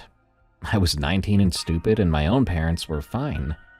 Distant, at worst, but fine. I'd never been hit in my life, so I just tried to be there for him, which probably wasn't enough. Lee's big thing senior year was the van he got. He bought it off a guy named DJ, a '78 Dodge tradesman with rust along the wheel wells and an engine that sounded like it was coughing up a lung. The cool part? Well, DJ had started converting the back into a camper before his wife got pregnant, and he had to sell it. Lee finished the job over the winter. In the back was a plywood platform for a mattress, curtains his mom sewed from old bed sheets, a 2-burner camp stove that he mounted to a piece of plywood that was definitely not up to code. "We're going to Alaska," he told me in February of senior year, showing me the completed interior like it was the Sistine Chapel. "After graduation, the Dalton Highway, you and me." I asked him why Alaska, and he got this look on his face. He was serious. He kind of looked hungry too, but "Because it's the emptiest place I can think of," he said. "I want to go somewhere so big and quiet that everything sort of just falls away." At the time, I wasn't really sure what he meant. I thought he was being dramatic, the way people are at that age. But I said sure, because Lee was my best friend, and because I didn't have any better plans. We left right after I'd failed to register for community college, and Lee had failed to find a job that didn't make him want to walk into traffic. The van made it through Montana, through the endless plains of Alberta, through the Yukon with its mountains that looked like God had crumpled up paper and forgotten to smooth it out. We broke down once near Whitehorse, the alternator, which cost us 3 days and most of our repair fund. But otherwise, the trip was the adventure we'd wanted it to be. Lee narrated the whole thing like he was hosting a nature documentary. He'd look out the window at a moose standing in a field and say, in something akin to a David Attenborough voice, "Here we see the North American moose in its natural habitat, contemplating the futility of existence." He made me laugh so hard once that I had to pull over because I couldn't see the road. We crossed into Alaska in late September. The light was already changing with those shorter days and longer twilights. We saw shades of purple I didn't know were possible. A week into Alaska, we stopped at a roadhouse about 50 miles south of the Yukon River crossing. The place looked like it might collapse any second, and the handful of locals inside looked at us like we were from Mars. Maybe we were, really. We got talking with one of them, a guy named Harold or maybe Howard, I can't remember. He was maybe 60, with a beard that had given up on being a particular color, and hands that looked like they'd done hard work most of his life. He asked what brought us up this way, and Lee told him we were driving the Dalton Highway to Dead Horse. "Bold choice for October," the guy said. "You boys know what you're getting into?" Lee said we did, though I don't think we did. The guy bought us around. First beer I'd ever had that wasn't stolen from my dad's garage fridge, and no one ID'd us, so that was great. They and we could have gotten in a lot of trouble. He then started to tell us about the area, the pipeline and the work camps, and the cold, especially the cold. Then Lee asked about local legends, which was something he always did wherever we stopped. He had a thing for that stuff, like ghost stories and folklore. He liked the idea that the world was more magical or strange than it looked. The guy got quiet, though, for a second, and I thought maybe Lee had offended him. But then he said, There's the Mickelson place. That's not really a legend, though. That's just something that happened. I should note here that I'm changing the name of the place to avoid unwanted attention there. Anyway, apparently the Mickelsons were homesteaders, the guy told us. A family of 4, husband, wife, and 2 kids, who'd staked a claim about 40 miles north of where we were currently sitting back in the late 50s. They were found dead in the winter of 1962. Officially, it was ruled an animal attack, probably a polar bear, though that didn't make much sense given how far they were from polar bear territory. But that's what locals believed, because of the bodies. The bodies were wrong, the guy said, and he wasn't looking at us anymore. He was staring at his drink. You see, the father was in the root cellar with the door barred from the outside. The mother and kids were in the main room, but they weren't lying down like they'd been attacked. They were sitting down, arranged around where the table should have been. Except there was no table, just them sitting in a row, looking at nothing. Lee asked about the wounds. They looked like big bites with very sharp teeth that took its time, but they were real clean. This is why people think it's a polar bear that did it. Then Lee asked something that made me give him wide eyes, if the house was still there. The guy said it was, probably, if you know where to look, about 40 miles north, off a certain back road that didn't show up on the maps. Sure, I thought. Nobody goes out there, though, the guy said. Why not? Lee asked. That's when the guy stood up to leave, but he told us, place feels wrong. Even the animals stay away from there. I was hoping Lee would forget about the story. I mean, people in bars aren't exactly the most trustworthy. But 2 days later, we made camp in a pullout about 30 miles north of the roadhouse, and Lee woke me up before dawn saying he wanted to go for a walk. It was insanely cold. Cold enough that my breath looked like dragon's flames, and my fingers were numb within minutes. The sun wasn't completely up yet. We followed what looked like an old trail leading away from the road. I wasn't sure why just yet. Lee hadn't explained much if there was something to explain. He was in front, looking like he was leading me somewhere. It didn't look like a casual morning walk to me. But I followed, because I always followed Lee.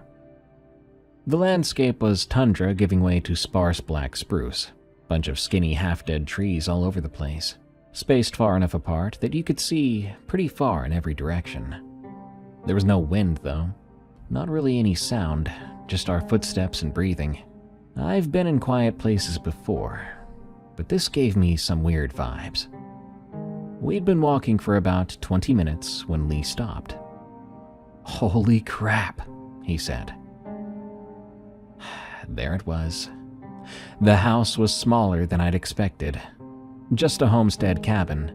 Little thing, could have been built in a summer or 2 by hand. Half of it had collapsed where the roof caved in, and the remaining walls did not look stable. But there was a section that was still standing, intact enough you could probably go inside, if you really wanted to, and I didn't want to. Lee was frozen, not cold frozen, excited frozen. He stared at that house like he was expecting it to come alive and give him a hug. This is it, he said. This is the place the guy was talking about. I said it could have been any old cabin. There were probably dozens of these cabins out here, abandoned homesteads from people who'd come north looking for something and found out the hard way that Alaska does not give anything for free. But Lee shook his head at me. No, man. Look, I dreamed about this place. I raised an eyebrow. No, listen. 2 nights ago, I didn't tell you because it seemed stupid, but I dreamed about a house that looked exactly like this. The roof caved in, the door hanging open like that, all of it. I rolled my eyes. Man, that's just a coincidence. Or maybe you saw a picture of this place at the roadhouse somehow and it leaked into your brain. Lee didn't argue. He just kept staring at the place. Hey, we should go back. It's cold and I'm hungry, and there's not really much worth seeing here. Lee nodded, but he did it slowly. I could tell he didn't want to leave. But why, I wasn't sure. We turned around and started walking back toward the road. I was more relieved than I wanted to admit. Something about that place had gotten under my skin in a bad way. It wasn't really any reason I could understand yet. The house just looked like an old house, and the trees looked like trees, but standing there, looking at that partly collapsed cabin, I felt like I was being watched by something that didn't have eyes. We were almost back to the van when we heard something strange.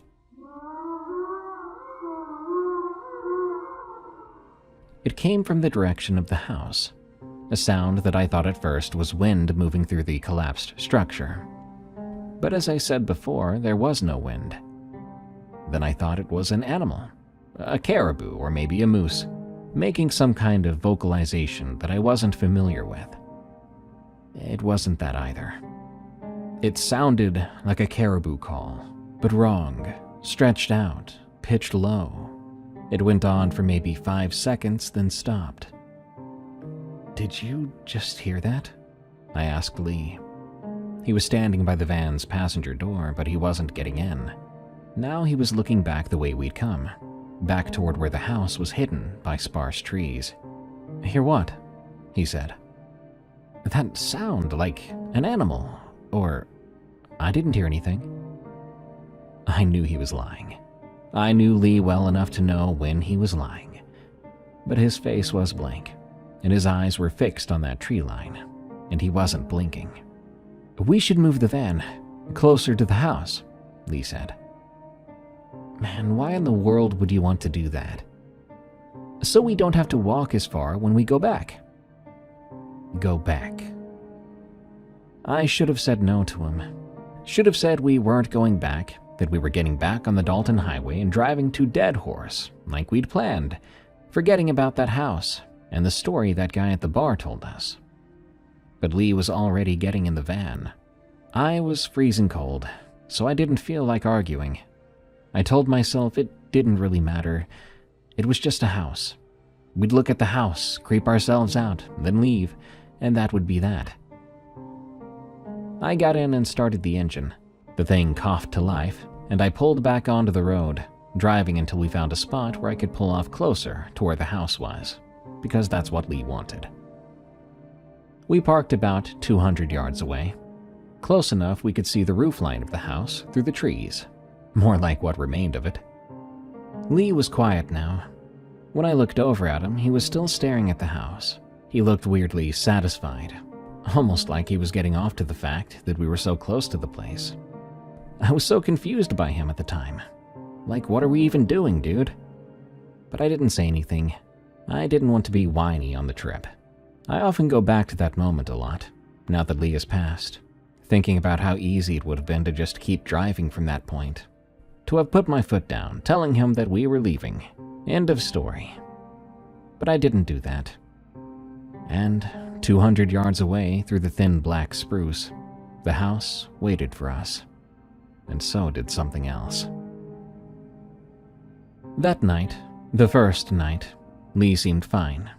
Better than fine, actually. He was animated, in a way that I hadn't seen him since we'd crossed into Alaska, telling stories about people from high school and laughing about his own jokes before he even finished them. We made dinner on the camp stove, canned chili, which we'd been eating so much of that I still can't look at it without feeling slightly sick. We played a few hands of rummy by the light of the battery-powered lantern Lee had bought at a gas station in Whitehorse, and talked about nothing important. I kept glancing out the back windows. That house was out there, of course. Invisible in this darkness, sure, but I kept thinking about it. Lee wasn't as focused on it as he was before. Now he was shuffling the cards and talking about a girl named Marcy, who'd sat behind us in junior year in English. How he'd always wanted to ask her out, but never worked up the nerve. "You should have done it," I told him. "I think she liked you. I mean, she always laughed at your worst jokes." Whatever. She was laughing at Mr. Petey's toupee anyway. Lee said. "I just happened to be in the way." He grinned. "Besides, what would the plan have been? Take her back to my apartment so she could meet my mom's cat and see the water stain on the ceiling that looks like Nixon?" We turned in around 11. Lee took the mattress platform in the back. I'd gotten used to sleeping in the passenger seat, reclined as far as it would go, which wasn't far enough, but was better than sleeping on the floor. I fell asleep pretty quick. But I woke up because the van was moving. It wasn't being driven, but it was slightly rocking, like something or someone shifting their weight around.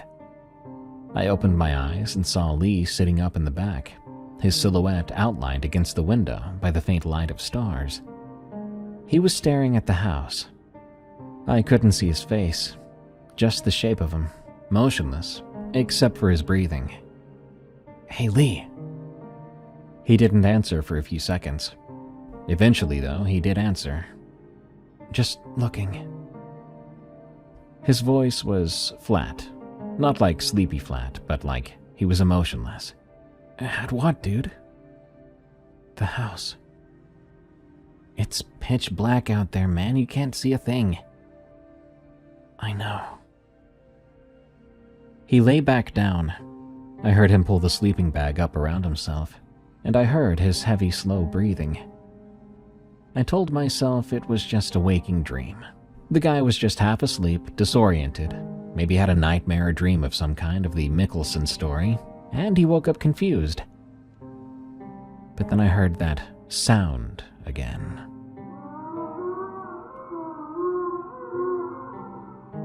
That strange caribou call from somewhere outside.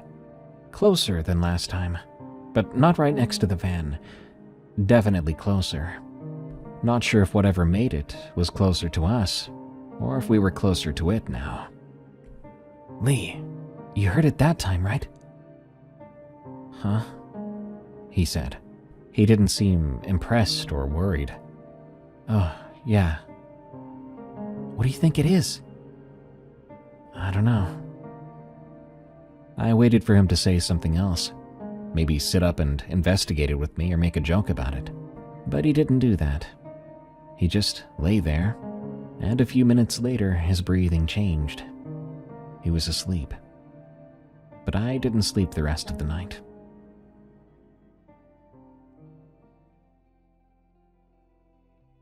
It was snowing in the morning. Couldn't tell if it was going to storm later or not. Lee was up before me, which really wasn't like him. He was the type to sleep until noon if you let him. But now he was in the driver's seat, drinking instant coffee from the metal cup we shared, looking out towards the trees. "We should check out that house," he said when he heard me move around, "before the weather out there gets worse." I wanted to tell him no. I'd spent the last 4 hours of darkness lying awake, listening for that sound again, feeling like there was something outside.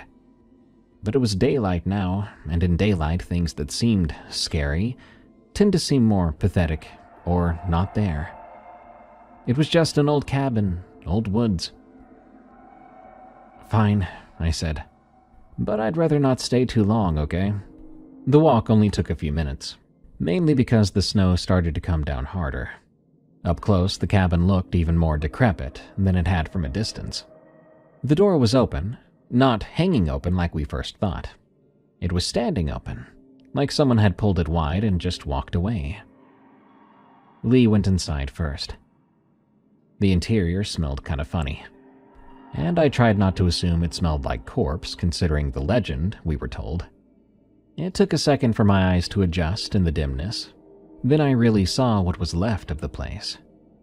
Water damage had warped the floorboards and stained the walls. There was furniture left, but it had now collapsed into piles of wood and fabric that might have been a chair or a table, something that could have been a bed frame. But one room, through a doorway to the left, looked different. I followed Lee through that doorway and stopped. The room was intact, not just structurally. I'm not kidding when I say this. It looked preserved. No dust on the floor or animal droppings in the corners. The walls were clean, or as clean as walls could be after 30 years of abandonment. There was a window on the far side, clouded with grime but unbroken, and through it I could see the white sky and falling snow. "Look at this," Lee said. He was tracing his fingers along the wall nearest the door. I moved closer and saw what he was touching. Marks in the wood, some kinds of patterns, circles overlapping, scratched deep into the grain with something sharp. They covered the wall, hundreds of them, layer over layer, like someone had spent years adding to it. "What do you think made these?" Lee asked. It creeped me out that he said what instead of who. I don't know, man. Someone crazy, probably." "These aren't random." He was still feeling them with his fingers, moving from one circle to the next. "There's a pattern. See how they overlap? It's like I don't know, man, like a language." I told him we should go. The smell was getting to me and the room felt really weird, especially with those patterns. And with the way this room was, it felt like someone was still living here, and I didn't want to be around when they got back. That's when I saw the shoe. There was a shoe lying in the corner, a kid's shoe with a buckle across the top. It was old, with cracked leather but preserved by the cold. Right away I thought of the kids from the story, the Mickelson children, the ones that were found sitting by a table that wasn't there. I felt something real cold moving through my stomach. Lee walked over and actually picked it up. "Dude, put it down," I said. He looked at me and grinned. "It's just a shoe." "Yeah, but put it down." He did, but slowly. "Come on, let's leave," I told him. Lee shrugged his shoulders, but he followed me out of the house, back into the snow, and we walked to the van without talking. When I was about halfway back, I noticed Lee had fallen behind. I turned around and saw him looking down at his left hand. "What's wrong?" I cut myself," he said. He held up his palm. He was right.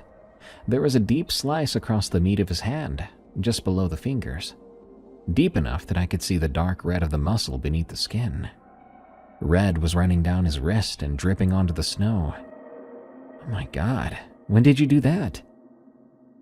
I don't know." He was looking at the wound. I could tell he was confused and concerned. I didn't feel it." Back at the van, I dug out our first aid kit, wrapping his hand with gauze while he stood there. The cut was bad. He was probably going to need stitches, but Lee didn't seem bothered by the injury itself. He thanked me when I finished, flexing his fingers to test the fix, and he said we should probably head out. I agreed. I wanted to put as much distance between us and the house, what with all the strangeness piling up like this. When I suggested we drive south, back toward the roadhouse and then Fairbanks, Lee said he wanted to stay one more night. "But you just said you wanted to head out." He shook his head. "I meant after another night. I just remembered." He pulled his pack up to his chest, then pulled out a camera. "We should go get some photos of the house, in better light." "Your hand is gonna need stitches," I told him. "It's whatever, it doesn't even hurt." "Lee, one more night, then we'll go." I should have pushed him harder, or even threatened to walk away. But Lee was stubborn when he wanted to be, and I told myself at the time the cut wasn't that bad if that's how he was acting. So one more night wouldn't make a difference. One more night. Lee didn't take any photos. The next morning, he said the light wasn't right. The morning after that, he said he didn't feel like it. And by day 3, he'd stopped mentioning the camera at all. By then, he wasn't even eating. When I made breakfast, he'd take a few bites, then set his plate aside, saying he wasn't hungry. He was sleeping all the time, 10, 12, 14 hours at a stretch. But he woke up looking more exhausted than when he'd gone to bed. He had dark circles under his eyes, and his skin was looking more and more pale by the day. He was saying things too, these utterances across conversations. "Do you think people deserve what happens to them?" he asked one day. "What do you mean?" "Like if someone's already broken, maybe the world's just finishing the job, you know?" I told him that was a messed up way to think about things. He shrugged, then changed the subject. On day 3, he said, "My dad said there was something wrong with me when I was born. Like there was something inside me that didn't work right." He hadn't mentioned his father in months, maybe longer than that. "Your dad was a jerk," I said. "He didn't know what he was talking about." "Maybe." Lee was looking out the window again. He was doing that a lot now. But what if he did? What if some people are just made for bad things to happen to them? I found him outside the van that night, standing in the cold without a jacket. It was 2 a.m. I'd woke up from a dream I couldn't remember, and I noticed the back door was open, snow blowing in onto the mattress. He was facing the house, standing there, arms at his sides, head tilted slightly, like he was listening to something. "Lee, what the heck are you doing?" He didn't turn around, but he said, "Listening." "To what?" "I don't know. It's hard to explain. It's like there's someone out there saying my name. Not quite, but almost like they're right on the edge of saying it." I grabbed his arm and pulled him back toward the van. His skin was ice cold. He'd been out there long enough that his lips were starting to turn blue. He came with me without resistance, climbing back into the van, letting me wrap a blanket around him. "We're leaving tomorrow," I said. "Okay." "I mean it, Lee. We are done out here." "Okay." He lay down and closed his eyes. In moments, he was asleep. The next morning, he was still sleeping when I got up. I found his sketchbook. Lee had always been a decent artist. Nothing professional, but he could draw a face that looked like a face, a tree that looked like a tree. He'd brought the sketchbook to document the trip, he said, to draw landscapes and capture something a camera simply couldn't. But the pages were filled with the same image, each and every one. And I had no idea what I was looking at. I'll describe it to you as best I can remember it. It was a very tall and a very thin figure, with an extremely long neck, longer than the body, rising from the shoulders and curving slightly before ending in a head tilted to one side, with a face that was blank, but not entirely featureless. The eyes were 2 slits, and he'd drawn this thing, whatever it was, over and over, page after page. Some versions were rough sketches and just a few lines. Others were detailed and shaded, clearly worked on for hours. In some of them, the figure was standing at the edge of a tree line. In others, it was closer, much closer, filling most of the page. In the last drawing, it was reaching out. I closed the sketchbook and put it back where I found it. I didn't say anything to Lee about it when he woke up.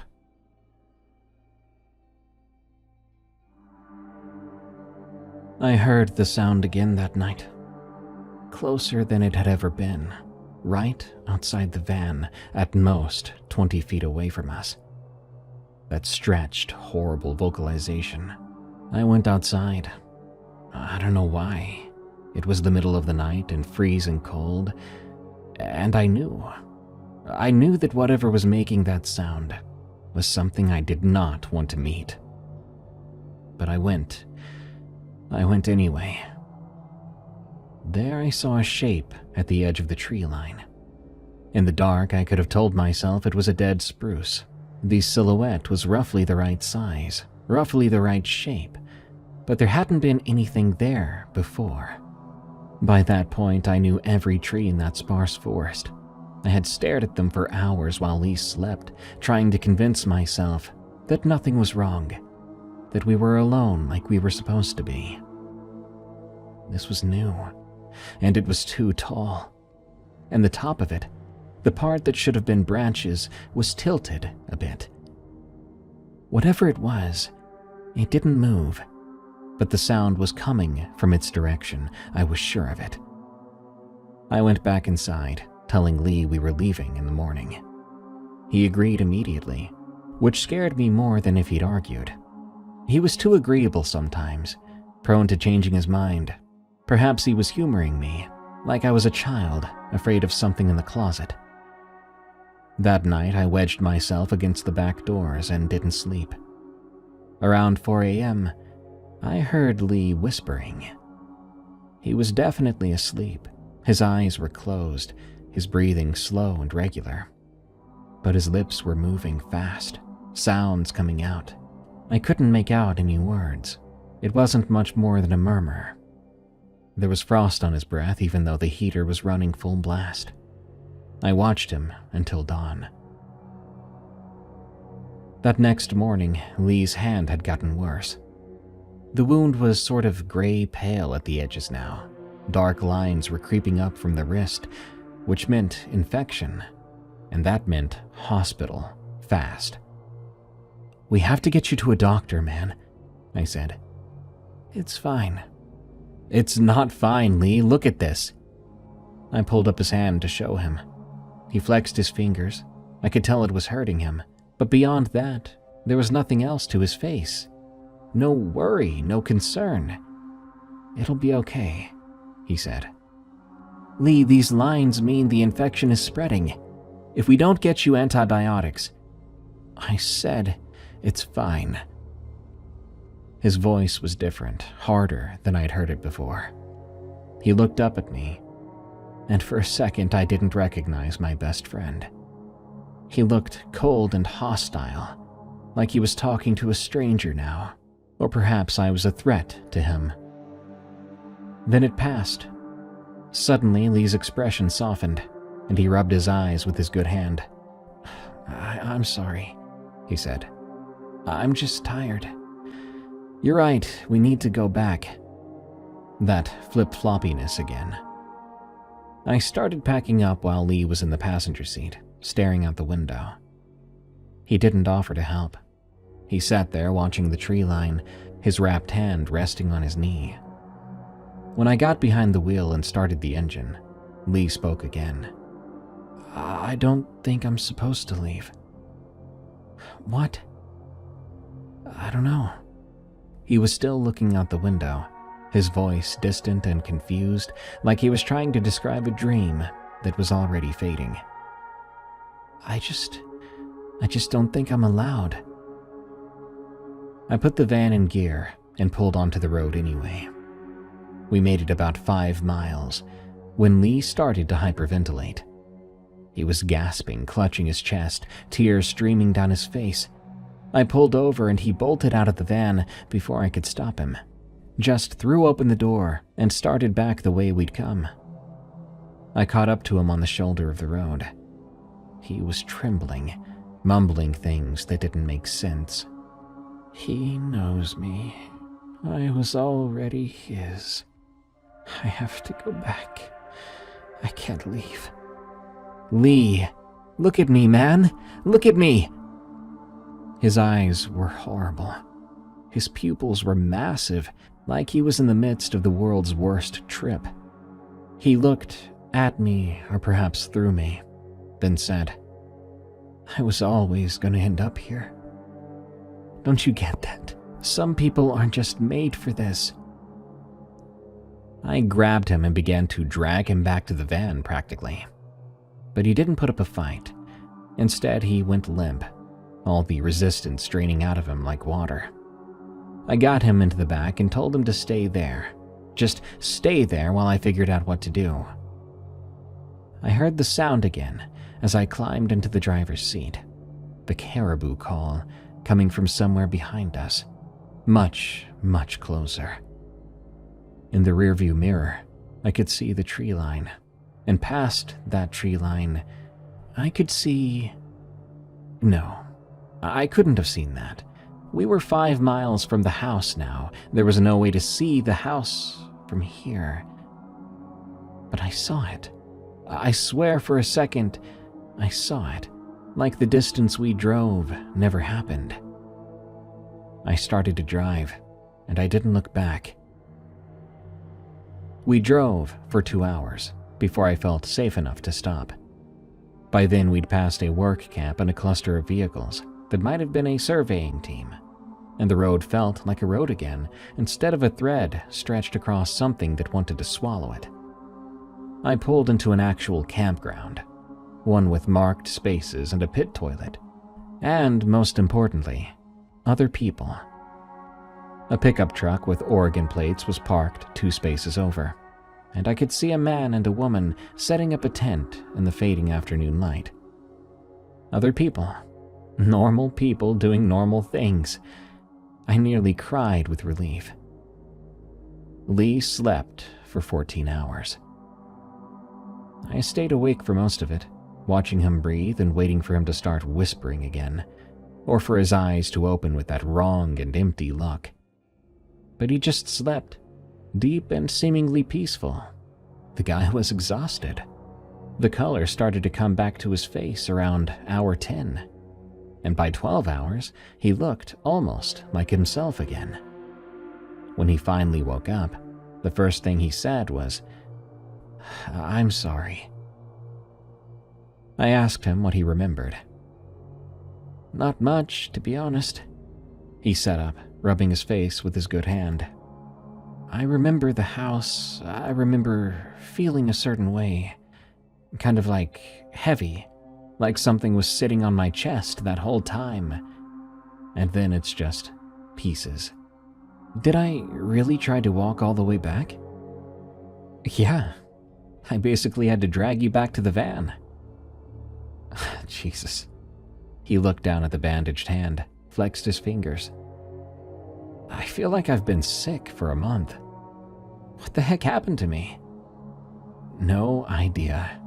Once we got to that weird house, you just started acting strange, and it got worse till we drove away. But look, we need to go get your hand looked at before you die of an infection. There's a hospital in Fairbanks." Lee agreed. We set out the next morning, and I'll never forget what happened that night.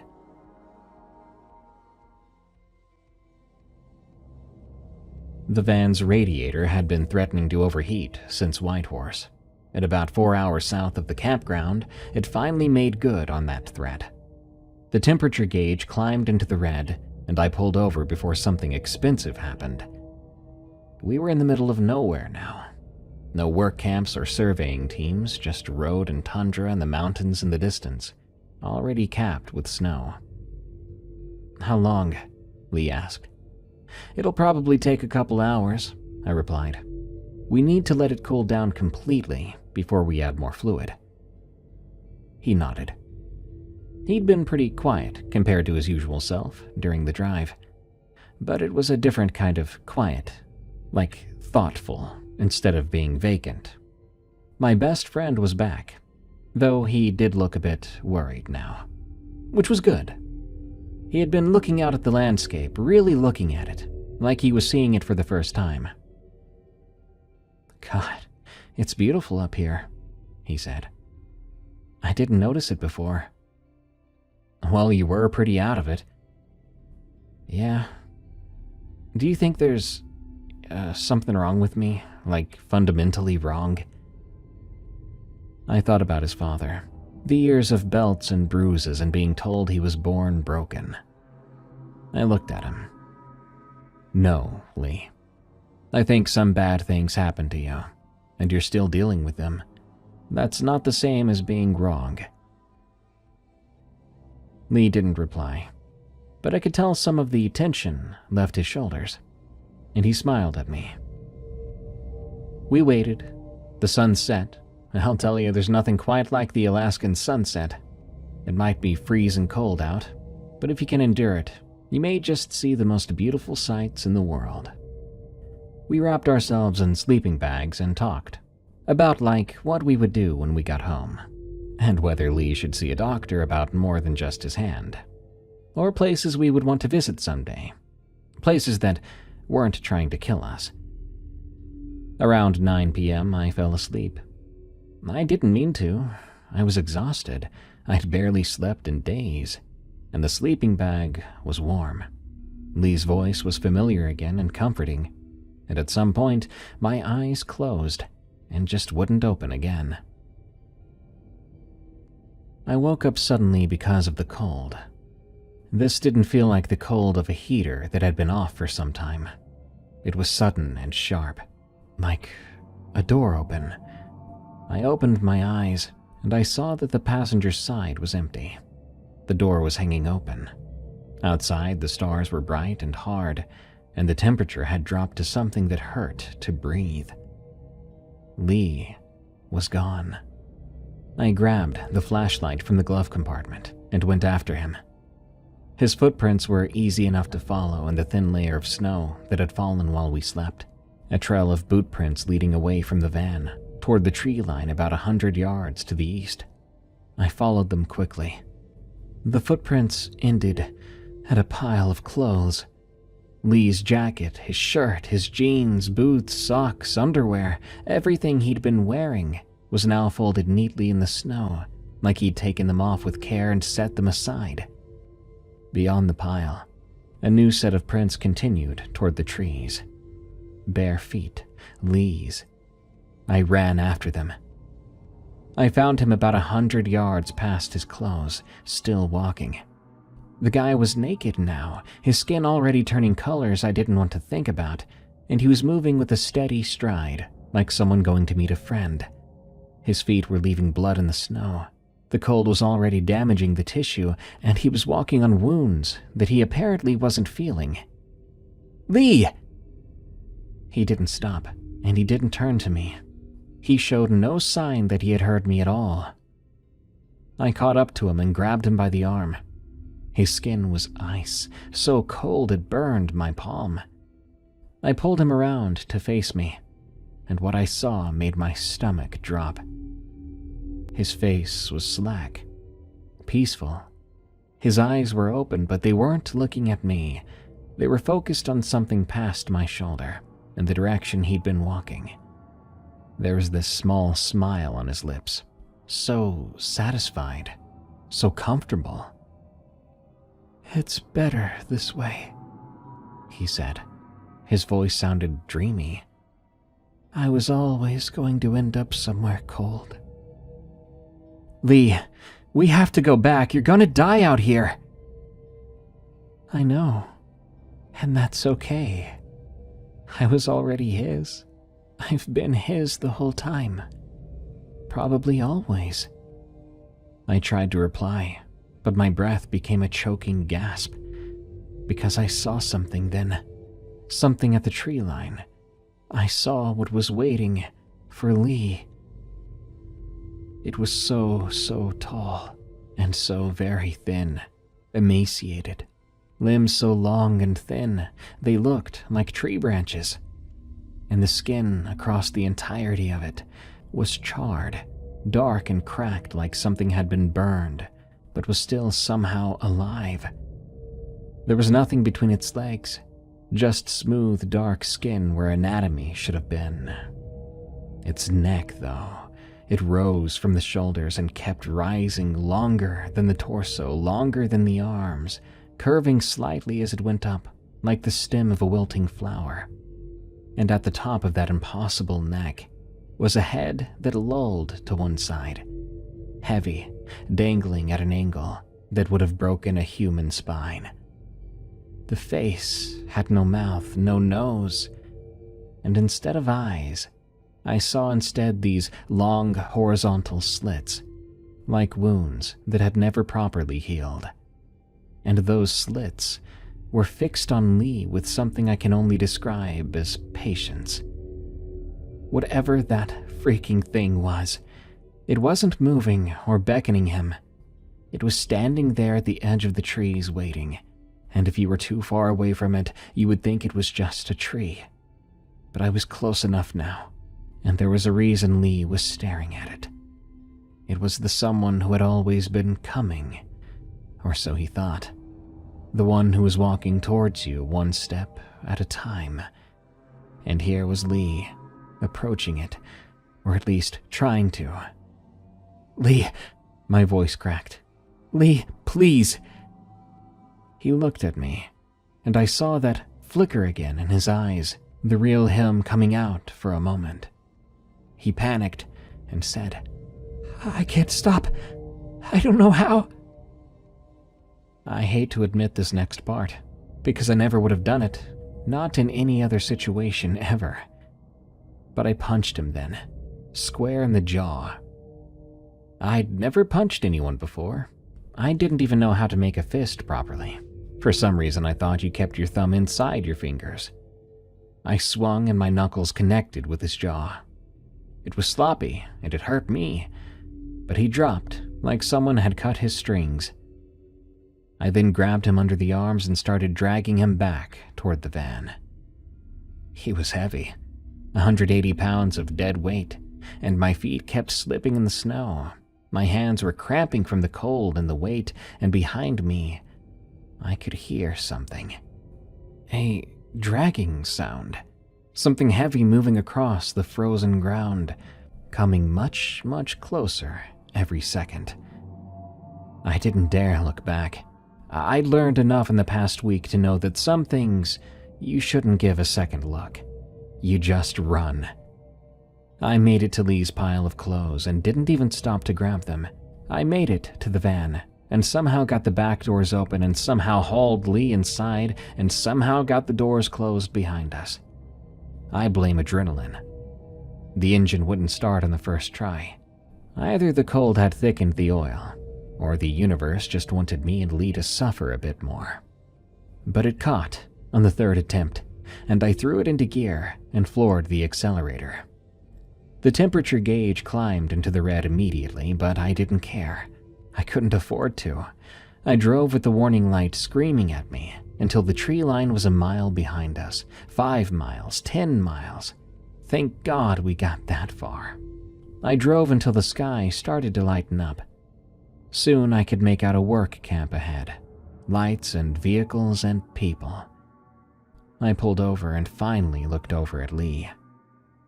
He was unconscious, his breathing shallow. His skin was mottled with the red and white of severe frostbite in places. But he was alive, and when I checked his face, the slack, peaceful expression was gone. He looked like a hurt and confused and very, very cold Lee. The hospital in Fairbanks saved his life, though they couldn't save all of him. Frostbite had destroyed tissue in both feet, 2 toes on the left and 1 on the right. The surgeons removed them 3 days after we arrived, while I sat in the waiting room and tried to explain to a police officer how my friend had ended up naked in the Alaskan wilderness. I explained that he'd been sleepwalking, that the stress of the trip had gotten to him and I'd found him just in time. Sort of. I could tell they didn't believe my story, but didn't have anything else to go off of. Lee backed up everything I said when he woke up. We were good at playing off of each other like that. When I talked to him alone, he said he didn't remember leaving the van, or taking his clothes off, or walking into the cold. He said the last thing he remembered was falling asleep in the passenger seat, that I had been telling him about a trip my parents had taken to Yellowstone when I was 8. The cut on his hand healed cleanly. The infection that had been spreading up his arm, the dark lines that terrified me, were gone. The doctors were puzzled. They said it looked like it had never been infected at all. Just a clean wound, already starting to close, which now suspiciously looked more like a bite mark. Lee spent 2 weeks in the hospital. I stayed in Fairbanks the whole time, sleeping in the waiting room or in the van in the parking lot, living off of vending machine food and the kindness of nurses who brought me some food on occasion. When they finally discharged him, we drove south together, slowly, carefully, stopping every few hours so Lee could elevate his feet and I could check on the healing. Lee went on to have a decent life. Not perfect. He always struggled with depression on and off, and he spent some time in therapy. He had a rough patch in his 30s when his marriage almost fell apart, but he came through that. He raised 2 kids who loved him, and he held down a job that didn't make him miserable. He grew old with a woman who understood his dark moods and loved him anyway. He walked with a slight limp from the missing toes, but he walked. In fact, I'd say he walked better than most of us ever run. We stayed friends all those years. We would see each other at least once a year, talking on the phone every few weeks. We would send each other stupid articles we found online. He was the best man at my wedding, and I was there when his daughter was born. But through all that, we rarely talked about Alaska. But it was always there between us. This thing we survived together. But then came the pancreatic cancer. Lee passed. He went fast, thankfully. Probably a mercy when you're dealing with that particular disease. And that circles us back around to where I started. His daughter was asking about the scar on his hand, and I lied to her face, telling her I didn't remember how he got it. I told her it was just a long time ago. But here's the truth. I don't know what happened to us back in 1989 in Alaska. I'm not a religious man. I don't believe in ghosts or demons. I've spent 35 years trying to find a rational explanation for what I saw, and I've never found one that satisfied me.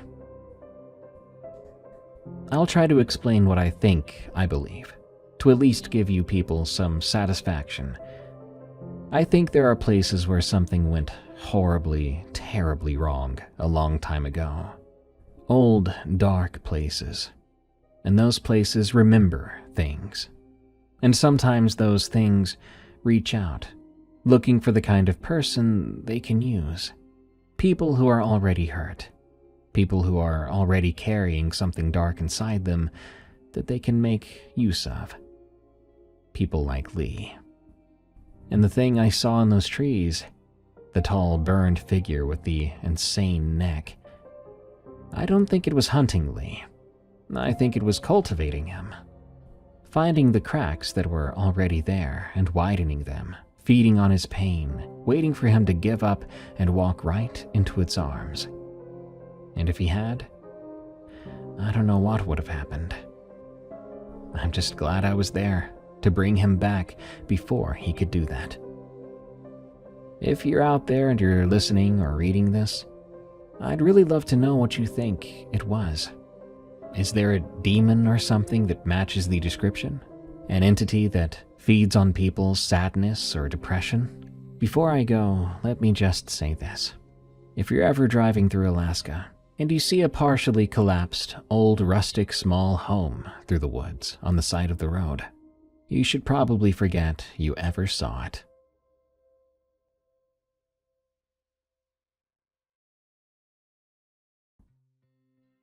That was a touching story. And by touching, I mean it reached into my soul and touched me with its abyssal tendrils.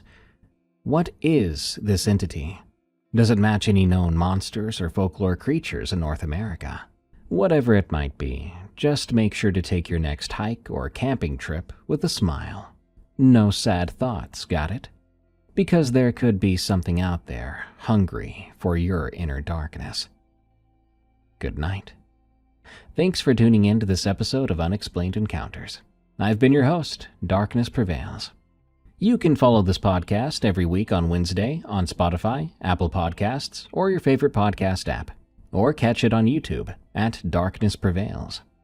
If you have a scary true story of the unexplained, send it to me at darkstories.org. Until next time, everyone, stay safe out there and stay creepy, because this world is a strange one. Chesterton's fence is the idea that if something exists, someone had a reason to create it. Before you tear it down, before you ignore it or change it, you should first understand its reason for existing. Chesterton's fence works not just for the structures around us, beyond our lifetimes, but also for the culture and folklore around us. You may have heard these before. Things like why you should never whistle in the woods, why you should never respond to voices that call for you if you can't see the face they came from, no matter how familiar they are. I received a story recently, a story called It Came from the Cave, from Of the Ojibwe, who claims it is a true story, and that there's something very hungry and very malevolent stalking the woods of Minnesota, looking for meat every decade or so. The Ojibwe have a word for it, but the sender of this story refused to state it here, out of fear. The rules I mentioned before may have been what saved his grandfather and him from a horrible and painful demise. Tell me, dear listeners and viewers, what kind of creature is so terrifying that you can't even speak its name? Something that doesn't look for meat to eat it, but to destroy.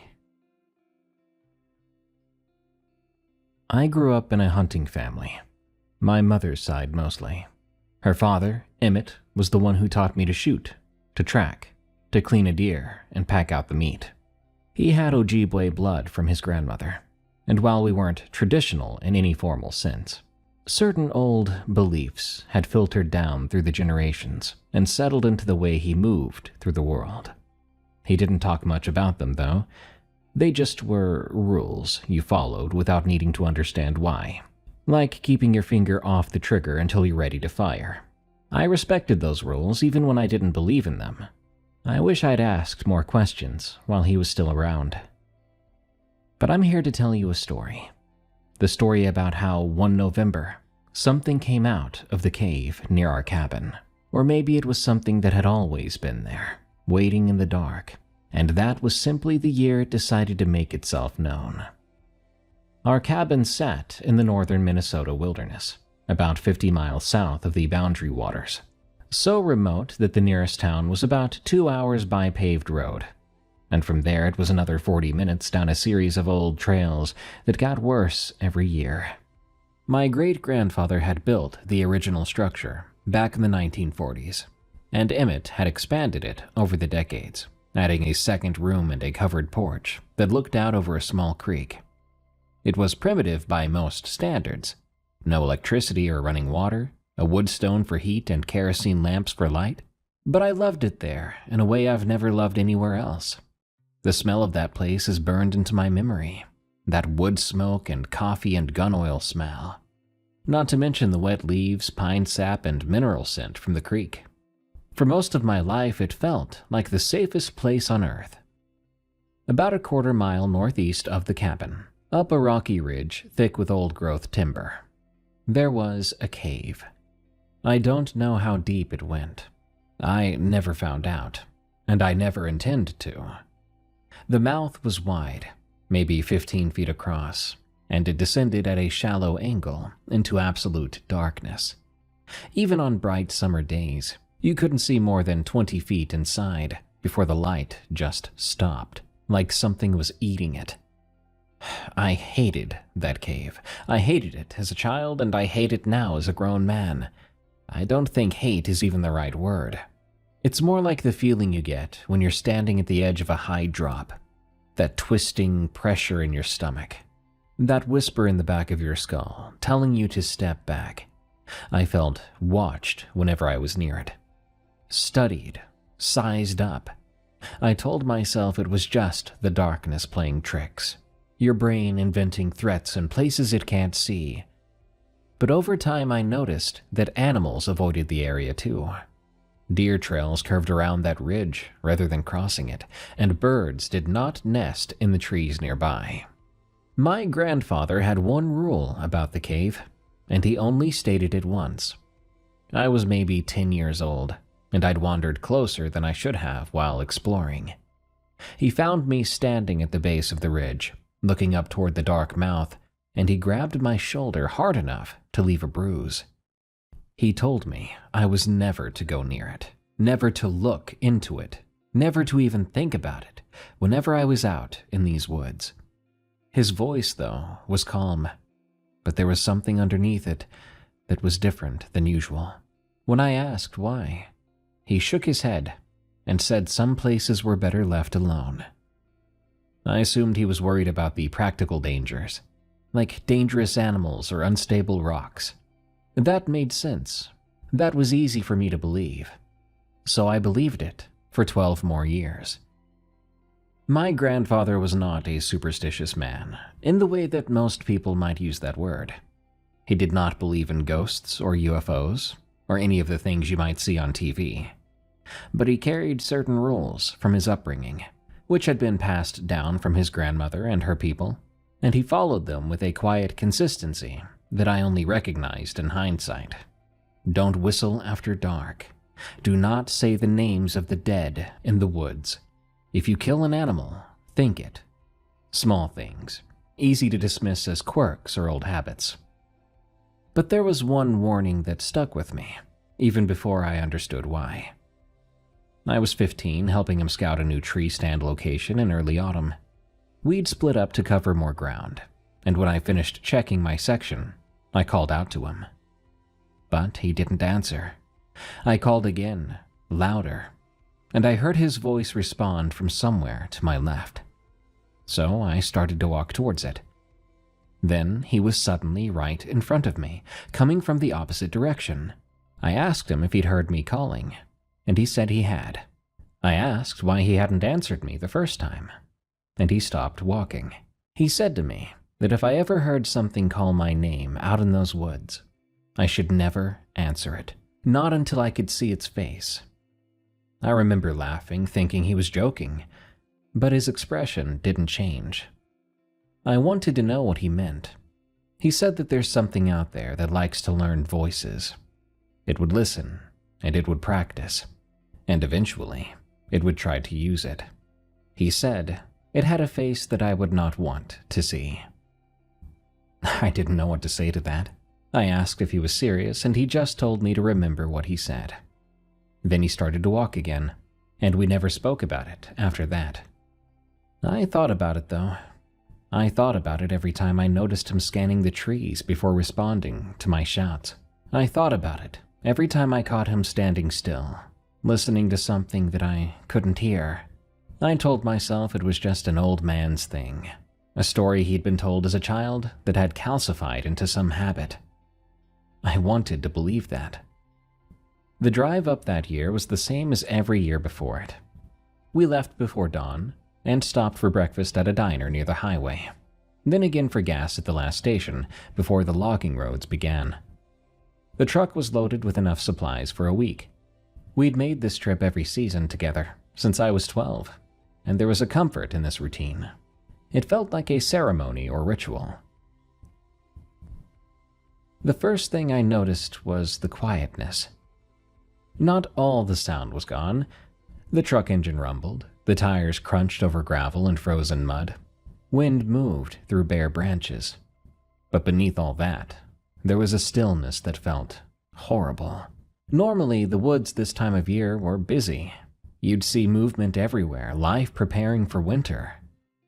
But that day, there was nothing. The trees were empty and the underbrush didn't stir at all. I watched through the window as we drove, and I swear I don't think I saw a single living animal in the last 10 miles before the cabin. My grandfather noticed it too.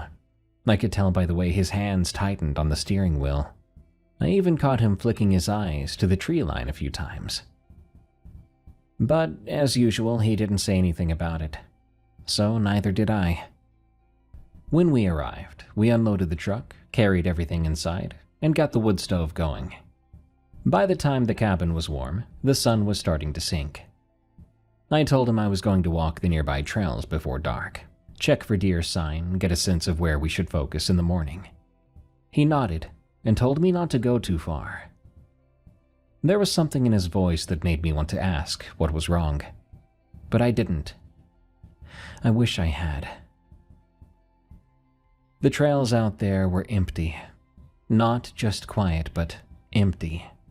The scrapes and rubs that should have been everywhere, the territorial markings bucks leave during the rut, were completely absent. I walked a full mile in a wide loop around the cabin, and found not a single thing to suggest that deer even existed here. I tried to make sense of it.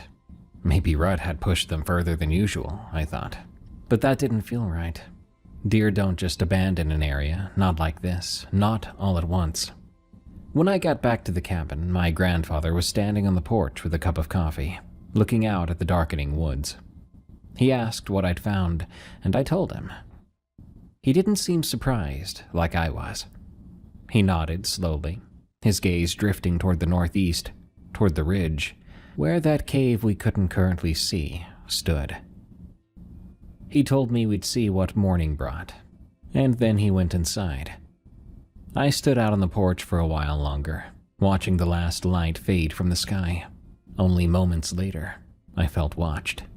So I went inside before the full night came, and I made sure to lock the door behind me. We hunted the next morning anyway, though I think we both knew it was futile. My grandfather suggested we sit stands within sight of each other, rather than spreading out. And I agreed, without a question. We were in our positions before dawn, watching dim light slowly fill the spaces between the trees, waiting for movement that never came. And I mean nothing. Deer, squirrel, bird, nothing. The woods were empty and still like a photograph. I sat in that stand for 4 hours, and that entire time the only living thing I saw was my grandfather, motionless in his own stand about 100 yards away. We climbed down around midday. I was frustrated, ready to complain about the wasted morning, but the expression on my grandfather's face stopped me. He looked nervous. I'd never seen him like that before. His eyes were tired and afraid. I don't think I'd ever seen him afraid of anything. Cautious, sure, but not afraid. We started walking back toward the cabin. I was slightly ahead, following the trail we'd made that morning, when this smell blew in on the wind. It was subtle at first, just a hint of something strange beneath the clean scent of pine and frozen earth. But with each step it grew stronger, until I had to breathe through my mouth. Coppery decay, the unmistakable stench of death. I found the carcass about 50 yards off the main trail. It was a doe, probably a year or two old. She hadn't been dead long either. A day, maybe 2 at most. But something had destroyed her. No other word fits. Her throat had been torn out, not bitten, but ripped. The flesh peeled back from her spine, like someone had tried to separate her head from her body, only to give up partway through. Her belly was open, organs pulled out and scattered across the leaves, but almost none of the meat had been taken. Whatever had killed her had not been interested in eating. I have field-dressed dozens of deer in my life. I've seen what coyotes or even wild dogs do to carcasses, what bears do, what happens when a gut-shot animal runs for a mile before dying and the scavengers find it. This wasn't any of that.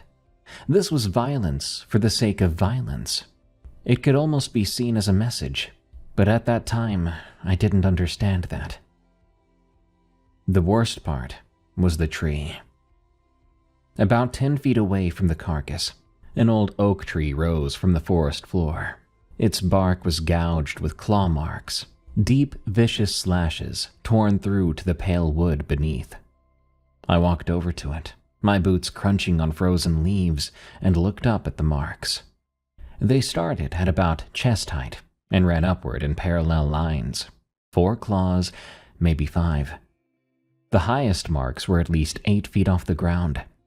Whatever had made them had been tall and strong, and it had wanted to leave a record of what it could do. I stood there staring at these marks, trying to make them fit into any category that seemed normal. A bear would be dinning by that time of year, and besides, bears don't kill deer and leave them uneaten. The marks were too large for a cougar, and cougars don't claw at trees like that anyway. I ran through every predator I could think of. Yet, nothing made sense. My grandfather's voice snapped me out of it. He was standing at the edge of the small clearing, looking at the eviscerated doe, and his face was the color of old ash. He asked me to show him the tree, so I did. He studied the claw marks without speaking, reaching up to touch one of the gouges, running his fingers along the bark. Then he looked toward the ridge, once again toward that cave. When I wondered out loud what could have done this, he didn't say a word. He stood for a moment. I saw him grinding his teeth. When his voice finally did come out, it was flat and quiet, and he said we were going to change our plans for the rest of the week. No more morning hunts. We would go out at midday if we went out at all, and we would stay together, making sure to be back inside the cabin before dark. He told me to leave my rifle loaded from now on, even if we're indoors. I was getting frustrated. I didn't like his stoic vagueness during times like this. Why should I continue to be scared and confused when I could just be scared? But I didn't question him. He was wiser than me. He was my elder. So I obeyed. We walked back to the cabin, neither of us talking. I kept my hand on my rifle and my eyes on the trees, watching the shadows between the trunks, searching for any movement. My grandfather walked beside me, and every few steps, I saw him looking over his shoulder, back towards where the cave would be. As we neared the cabin, I stopped. Something made me turn around, some instinct or premonition. I looked back toward the dark line of trees at the edge of the clearing, and I saw something. It was standing between two tall pine trees, about 200 yards away. At that distance, I could barely make out any details at all. I couldn't see a face or features, but I could see the rough shape of it. Something unnervingly tall, and so thin it looked wrong. It stood upright on two legs, but there was nothing human about the way it held itself, the angle of its limbs, and the absolute stillness of its posture. Whatever it was watching us. I knew it because I could feel it watching. In the blink of my eye, it was gone. Just trees and shadows and those empty, silent woods. My grandfather's hand closed around my arm. He'd seen where I was looking, but he pulled me toward the cabin, and I went, because I didn't know what else to do, and I was scared. We didn't speak about it that night. We sat by the wood stove with our rifles across our laps, and we listened to the darkness outside, waiting for morning. I told myself it had to be some sort of dead tree or trick of the light. I didn't believe that. Neither of us slept that night. We didn't discuss it. I doubt my grandfather would. We didn't make any formal arrangements either. It just happened. Just the understanding between two people that something out here was completely messed up, and that we should not make ourselves part of it. My grandfather sat in the chair nearest the wood stove, with his rifle across his knees. I took the cot by the window, my own rifle propped against the wall within arm's reach. We kept one kerosene lamp burning low, just enough light to see each other's faces, but not enough to blind us to whatever might be moving in the dark. Remember when I said the cabin had always felt safe to me? It's small, yes, and primitive, but solid. My great-grandfather had built it to last, and my grandfather had maintained it with the same meticulous care he applied to everything. That night, though, it felt like a shell. The walls felt thin. Every creak of settling timber, every gust of wind against the windows sent my heart racing. Then, the sounds started around midnight. They weren't dramatic at first, sounded like a twig snapping somewhere in the distance. Then another, but closer. The rustle of something moving through dead trees, circling wide around the cabin. I thought to myself, it could be anything. Raccoons or possums or deer that had finally wandered back into the area. but the rhythm was wrong. The pauses between sounds were cautious and planned, like something that knew how to move through woods without being heard and was choosing not to. At some point in the early hours, I heard something brush against the exterior wall. It was subtle, almost gentle, but it was higher than a deer could reach. In fact, it was higher than made sense for anything on 4 legs. I instantly looked at my grandfather with wide eyes. He was gripping his rifle super tight, with one finger against his lips, and a silent, hush. Still, we didn't speak, but it made sense now, because if we spoke then, it would know we were there, even though I'm pretty sure it already did. But a sound from us would be confirmation, basically screaming at the thing outside that its prey was right here, behind thin wooden walls. Dawn came slowly. When the first real light broke through the trees, I felt something loosen in my chest. In daylight, the terror of the night before seemed almost silly, until I looked at my grandfather's face and saw that he had not experienced that same relief. He almost looked sick, a man so worried but trying so hard to hide it that it backfired completely. I could have vomited at the sight of that fear just behind his eyes. He stood and moved to the window, looking out at the clearing where we'd parked the truck. It was quiet for a long time, but finally he said that we were leaving. Today, now. We'd pack only what we needed and drive out, not coming back until spring, if we came back at all. No arguments from me. I was already reaching for my boots. The truck had been visited. I saw it as soon as we stepped outside, and the relief I'd felt at dawn curdled into something cold and heavy. The driver's side door was marked with scratches, 4 parallel gouges running from the handle to the wheel well. They weren't deep, barely breaking through the paint, but they were clear. Another message. The front left tire was also flat. I crouched down to examine it while my grandfather stood watch. He held his rifle in such a way that he could aim and fire immediately if needed. The tire had not been slashed. Instead, it appeared as though something had bitten through it. I could see the puncture marks, the way the rubber had been pierced and torn by something with teeth.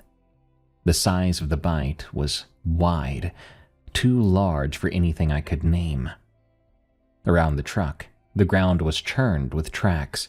I tried to see where they came or where they went, but they were confusing. There seemed to be no recognizable pattern. They overlapped and contradicted each other. Some were bipedal, the impressions of feet that might have been human if the stride hadn't been so long.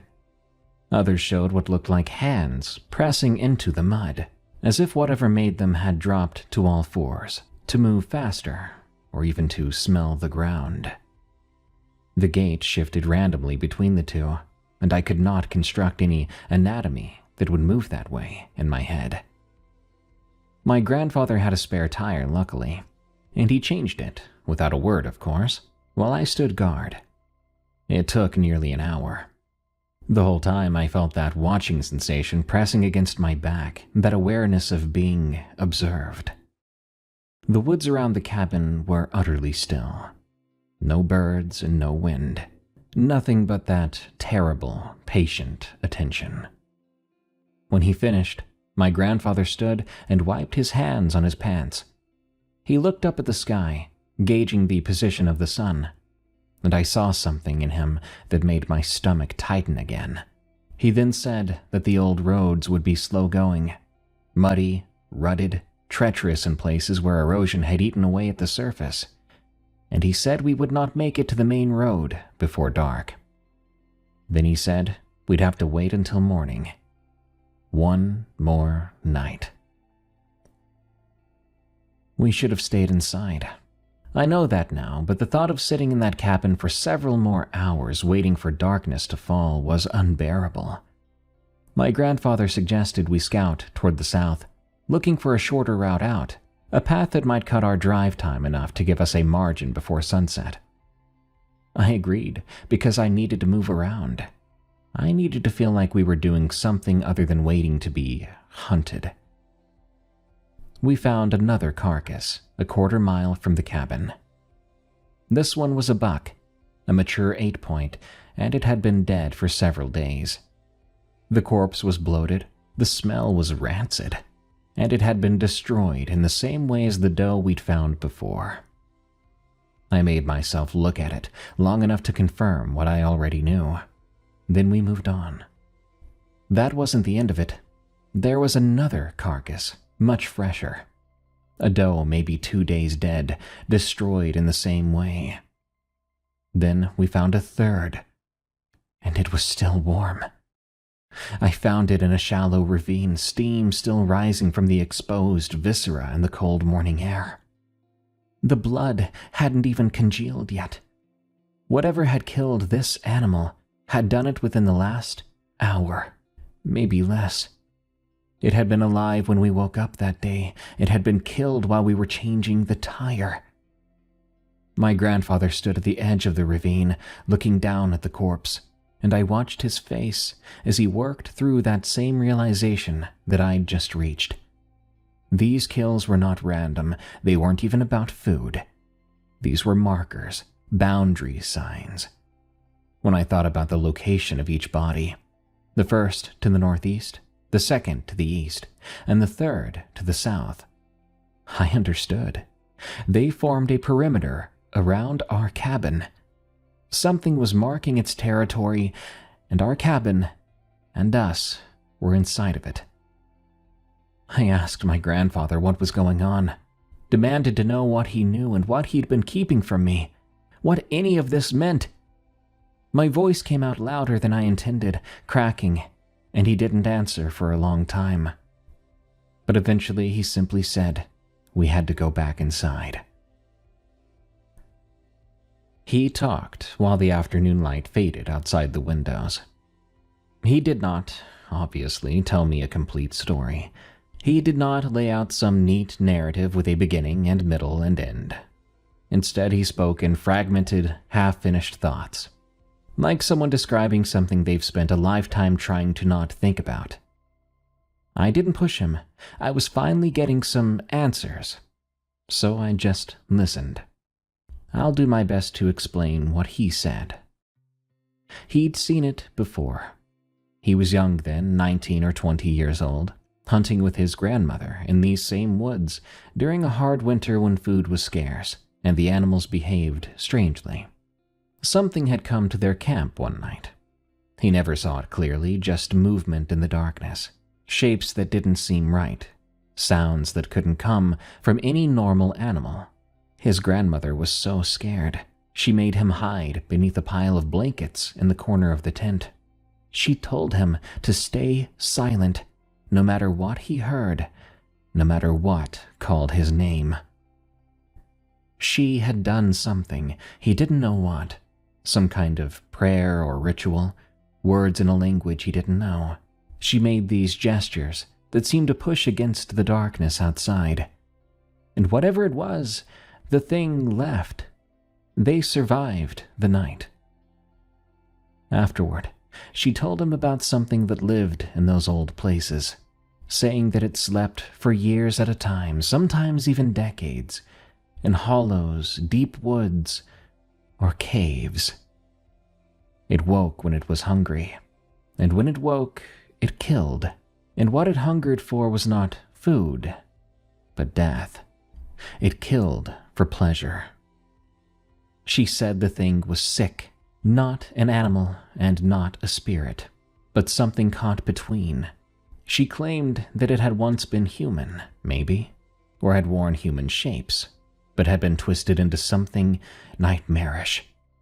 It could learn, it could mimic, it could think, and it hated everything that wasn't itself. She told him to never acknowledge it or answer it if it called. Never even let it know you'd seen it. She called it a name that he would not repeat to me, a word from a language that was almost extinct even then. My grandfather's voice broke as he told me this. He said he'd thought it was gone now. He'd thought maybe his grandmother had driven it away for good, or that it had died or moved on in the decades since. He thought maybe it had been just a story all along, an old woman's superstition, a way of making sense of a frightening thing in the night. He said he was sorry to me, that he never should have brought me here. I then asked him what happened to his grandmother. He didn't answer. He stared at the floor, and I knew not to ask that again. The sun was low when I stepped onto the porch to bring in firewood from the stack by the door. I was only outside for a moment, long enough to fill my arms with split logs, to feel the cold air on my face, and to glance toward the tree line out of habit. And it was then that I heard my grandfather's voice calling my name. It came from the trees, not from inside the cabin where I'd left my grandfather, but from out there, maybe 50 yards into the forest. And you want to know what's really messed up? It sounded exactly like him. A perfect copy. That gravel in his tone and the way he pronounced my name with the emphasis on the wrong syllable. It was a quirk of his accent I'd heard my whole life. He was calling me towards him, telling me to come quick, saying that he'd found something. I froze with the firewood in my arms. I could hear my grandfather behind me inside the cabin, the creak of the floorboards under his boots as he walked around. He was still inside. He was right there. So what was out here? The voice called again. "Come on," it said. "Hurry up," it said. The same tone and cadence. Every detail was spot on. I remembered his warning from years ago. His voice telling me never to answer until I could see a face, so I didn't move or respond or acknowledge it. I stood there with my arms full of wood, staring at the dark line of trees. As if becoming impatient, the third time it called for me, something was wrong with it. While the voice was still my grandfather's, still accurate, there was a wetness underneath it now. A thickness like someone speaking through a mouthful of blood. The words came slower, and I could hear effort behind it. Whatever was doing this, it was straining itself to mimic my grandfather, something that didn't have a human-shaped mouth and was struggling to keep up the act. I backed toward the cabin door. I didn't turn around. I couldn't make myself look away from the trees, from those shadows between the trunks where something might be standing and watching. I got inside, and I locked the door. My grandfather was at the window with his rifle raised, his face a little paler than when I'd left him. He'd heard it too. Night came quickly. We kept the lanterns low and the fire banked, sitting in near darkness with our rifles, watching the windows like the first night. The sounds started soon after full dark. This time they weren't as subtle. We heard footsteps circling the cabin. They weren't constant. They would come in bursts, a dozen steps, then silence, then another burst from a different direction. Sometimes they sounded like a man walking. Sometimes they sounded like something else. A shambling rhythm, an irregular drag and thump that did not match any gait I could imagine. I tried to track the movement, to predict where the next sound would come from, but the pattern kept changing. I got used to the sounds, but not to the silent gaps between, because during those quiet parts, I didn't know where it was, or where to expect it. I kept thinking of that movie, Silver Bullet, at the end where the werewolf bursts through the wall. I kept thinking how that could happen here, and I would have no idea which direction it would come. Every time it would quiet, I was wondering if this was the moment it would stop playing and burst through. Once, something pressed against the wall hard enough to make the timber groan, and I could hear breathing on the other side, raspy, wet breathing, like its lungs were full of fluid. The thing sounded sick and diseased and hungry, but something told me that was probably its natural state. Asterisk on natural. I looked at the window then and saw a shape blocking out the stars. Our visitor was very tall and very thin. I could make out the silhouette of a head and shoulders, bony and stretched out features, and a misshapen skull. It stood there for a moment, perfectly still, and I felt its attention on me. But then it moved away, and the window showed only darkness again. Hours passed by, the circling continued. My grandfather whispered that we couldn't show fear, that we could not show any weakness. He said it was studying us and learning us, looking for a crack it could exploit. And he said all we could do, all we should do, was wait it out. A question popped in my head, one that it turned out I didn't want an answer for. That question being, what if it did find a crack? It was the deepest part of the night, and the cold was creeping through the walls, through the floor, through every gap in the old timber frame. But we hadn't heard footsteps in nearly an hour. I was starting to hope it was over, that whatever was out there had lost interest in us. Maybe it had moved on. Then something knocked on the door. 3 slow knocks, almost polite. I looked at my grandfather. All he did was aim his rifle at the door, the barrel trembling slightly in his grip. Another 3 knocks. And then I heard my own voice come through the wood.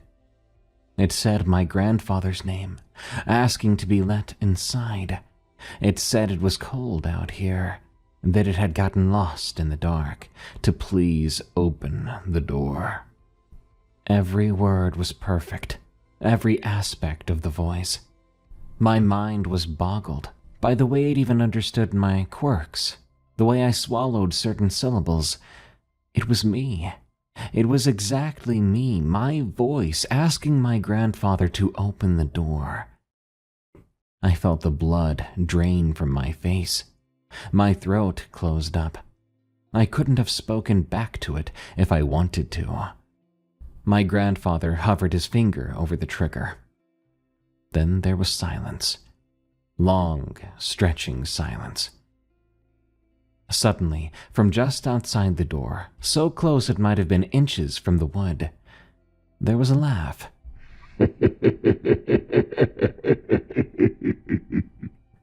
Then the footsteps retreated. The presence withdrew, and the night went quiet. Once again, we stayed up as long as we could. We sat in the darkness with our rifles, hoping that we didn't have to use them. Eventually, light seeped through the windows. It was morning, and we'd survived. I felt scraped out, though. My body was aching from hours of tension, but we were alive. The door was intact. Whatever had been outside had not gotten in. My grandfather stood slowly, his joints cracking, and moved to the window. He looked out at the clearing, at the truck, at the tree line beyond, and I watched his face crumble. I walked over and stood beside him. In the clearing, in front of our cabin, arranged in a neat little row, were 7 deer heads. No bodies, just the heads, positioned upright on the stumps of their severed necks, facing the cabin, facing us. Their eyes were open. Their mouths hung slack. They'd been placed there with care, with precision, with an attention to detail that spoke of intelligence, and something that was very prideful in its work. They hadn't been there when darkness fell, and yet here they were. My grandfather spoke in a whisper, his voice barely audible, saying that it wasn't going to let us leave.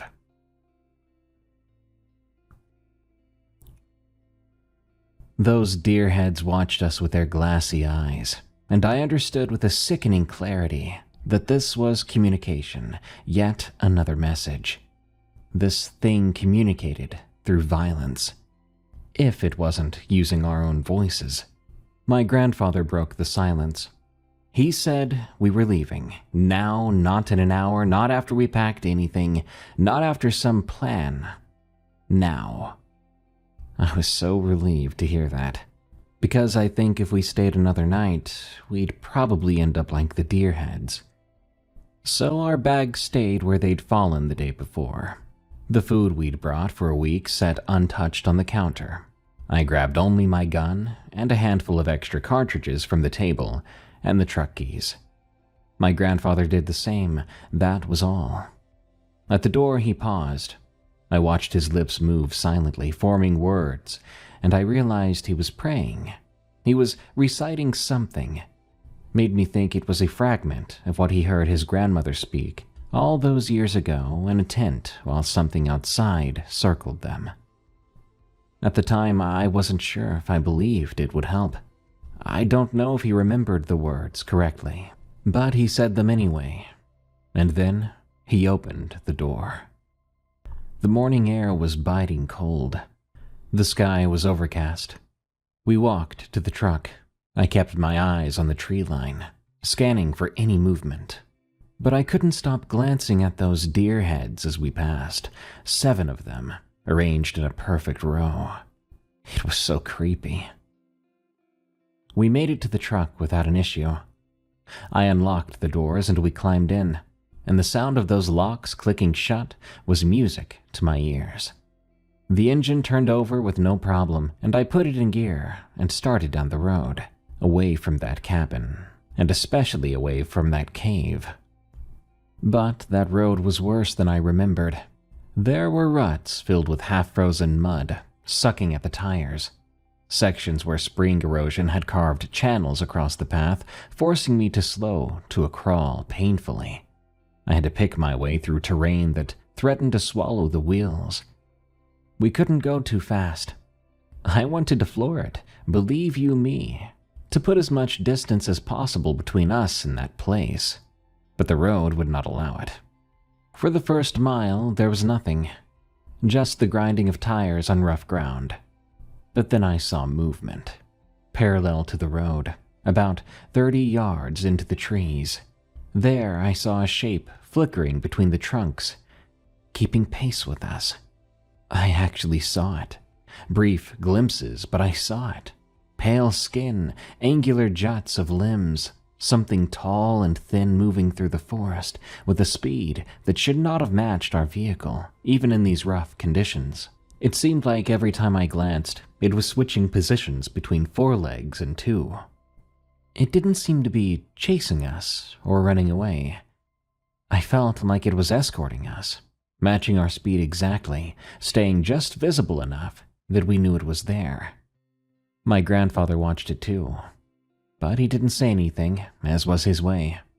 He watched it through the window, his face like a stone statue. I drove faster, knowing it was probably a little risky, and the shape in the woods kept pace without effort. We rounded a bend, and I slammed on the brakes, because across the road lay a tree, a fallen, mature pine, 3 feet thick at the base, completely blocking our path. The crown stretched into the woods on the left side. The root ball jutted up on the right, a wall of tangled roots and clinging earth. At first I thought maybe the wind had blown it over, but that was stupid, I thought. I'd been out here the whole time. There was no storm, no wind strong enough to do this. Instead, it looked like it had been torn from the ground, uprooted.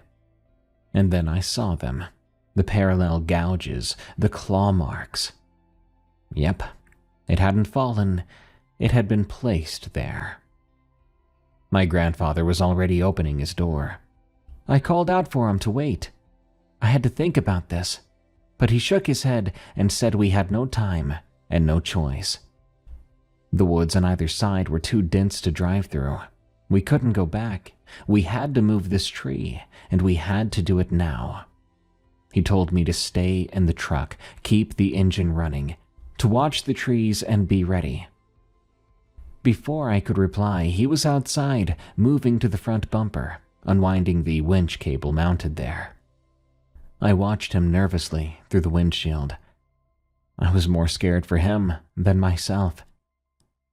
He worked quickly, wrapping the cable around the trunk, securing it with the hook. When he was ready, he signaled me. I put the truck in reverse and gave it gas, and I felt the cable go taut. The tires bit into the mud, and the tree began to move. Slowly, but it was definitely coming along, scraping across the road. I was watching the tree, making sure it kept moving, but I should have been watching the woods. The shape emerged from the shadows behind my grandfather. It stepped out from between two thick pine trees, 20 yards away, and for the first time I saw it so clearly. Not a glimpse, not a silhouette in the darkness. I saw it in the pale morning light, and I will never unsee that for as long as I live. It stood upright on two legs. It stood about 7 feet tall, maybe more than that. But it was so thin, its height seemed more like a mockery. It had these extra joints in places, suggesting extra articulation. It had mottled pale skin, almost white, like the belly of a dead fish. Half hairless too, covered in what looked like mange or maybe rot.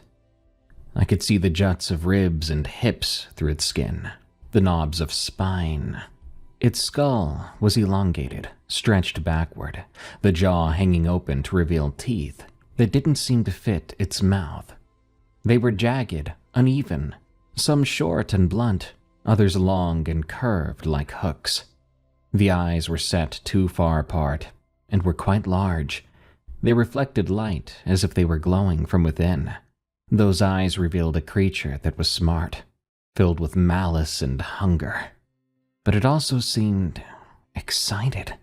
Even though it looked sick and diseased and ancient, it looked, oh, so happy to be here with us. This thing looked like it should have died 1,000 years ago, but simply said no and kept going, clinging to existence through sheer spite and appetite. I shouted a warning, but my grandfather had already seen it. He stood, frozen, the winch cable still in his hands, staring at the thing that had emerged from the woods. I expected him to run, to raise his rifle, to do something, but he stood there instead, and he spoke to it. Now, I could not hear the words through the glass. I couldn't make out what he was saying, but I did see his lips move slowly. He wasn't screaming or pleading for his life, but saying something carefully. His posture shifted as he spoke. He wasn't at all trying to make himself look aggressive or intimidating. I wasn't sure what he was trying to accomplish. His shoulders had dropped and his chin lifted. He looked at the creature and he spoke to it as if he knew it, like they had unfinished business. Remembering my grandfather's story, perhaps that was the case. He had words for this creature that had to be said. The creature tilted its head. The gesture was more curious, almost mocking. It stood motionless, those terrible eyes fixated on my grandfather. And for a while I was certain it was going to rush forward and tear him in half. I had my hand on the door handle, ready at any moment to throw myself out and get in the middle of it, but probably just die uselessly, trying to save him. However, it didn't attack. It stepped back, one step then another. Instead of turning away, it just backed up. It withdrew, fading into the darkness of the forest, glowing eyes the last thing to disappear. My grandfather stood there, staring where it was for a moment. Then he dropped the cable, walked back to the truck, and climbed inside. His face was blank. His hands were shaking something fierce. He told me to drive. With the tree out of the way just enough, I was able to. God, I wanted so bad to ask what he'd said to it. How did he save the both of us with nothing more than words? I put the truck into gear, edging past the half-cleared tree, branches scraping against the doors. I didn't care about any damage. I'm sure he didn't either. We just wanted to get out of those woods. We drove, and the shape in the trees followed us for another mile, maybe 2. I kept seeing glimpses of it between the trees. Frankly, I wasn't sure when it stopped following us.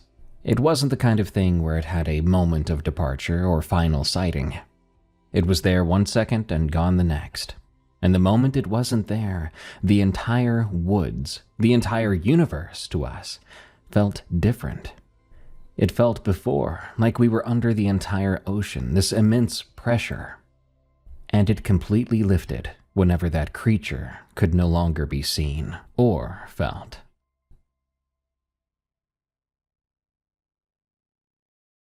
My grandfather sold the cabin, so we never had to go back, as if we wanted to. For all I know, it's collapsed by now, or just sitting empty in those woods, slowly rotting, becoming reclaimed by the forest. But I'll never find out. I don't care to now trespass and go check. My grandfather, though, he acted different after that trip. Drained, somehow quieter than usual. He stopped hunting entirely. When I found out he sold his rifles, I was astonished. And when asked about it, he told people he'd lost his taste for hunting. One time he even said that his knees no longer allowed him to walk that way anymore. He said a lot of things that weren't true. But I never spoke up. I never contradicted him. Only one time did I try to talk to him about it, maybe 6 months after these incidents. I asked what he'd said in the woods to that creature, what words he could have said to make it turn away and spare us. But he shook his head, saying simply that some things are better left buried. But he did say that his grandmother had given him a gift that he'd used, and that was all I needed to know. 3 years later, he had a heart attack, and he didn't make it. His health hadn't been great for a while. It was heartbreaking, but not necessarily surprising. A natural cause. Much better than both of us being mauled to death by something that shouldn't exist. But the timing is pretty close to these events, and it makes me wonder if he had bargained with the thing. Is that possible? Was that the type of entity we were dealing with? Something that could bargain with souls? Had he sold himself to save me? I've looked for information over the years. Old stories from the Ojibwe or the Cree, the other peoples who lived in those lands before anyone else. I've even gone over some cryptid forums and paranormal databases, found a few dusty old books in university libraries. And while I've found some things that match, there's never a perfect match. So, like most stories you might hear like this, I don't know what it was. Or is. I don't know where it comes from or how old it is, why it chose that place to make its home, and why it let us go. That thing could have killed us any time it wanted, could have taken us in the cabin on that first night, could have dragged us from the truck. It could have run us down on the road like the deer it slaughtered and left to rot. It could have been our heads on those stumps, not deer. It was faster, clearly stronger, maybe even smarter. We were never a threat to it. We did not escape from it. We were released.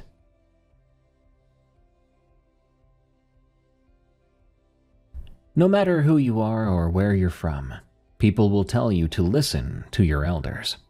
And sometimes that advice may just save your life. Elders know things. They know why things exist or why other things happen. And even though you may not know the same things as them, that's why it's so useful to just listen sometimes, before you cross a boundary that can never be uncrossed. Good night. Thank you so much, everyone, for tuning in to another episode of Unexplained Encounters. I'm Darkness Prevails. It's been a pleasure to be your host today. Be sure to send me your scary true stories of the unknown at darkstories.org. If you're listening on YouTube, you can actually find Unexplained Encounters on Spotify, Apple Podcasts, or your favorite podcast app.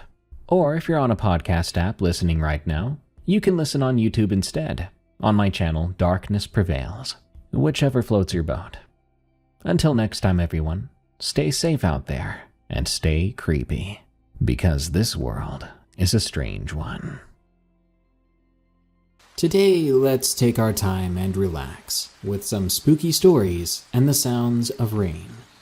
If you need something to fall asleep to, something to scare you, something to help you chill, then I've got you covered. Before we begin, like and share this video if you want to support the show. Send us your scary stories to narrate at darkstories.org. Now, let's begin.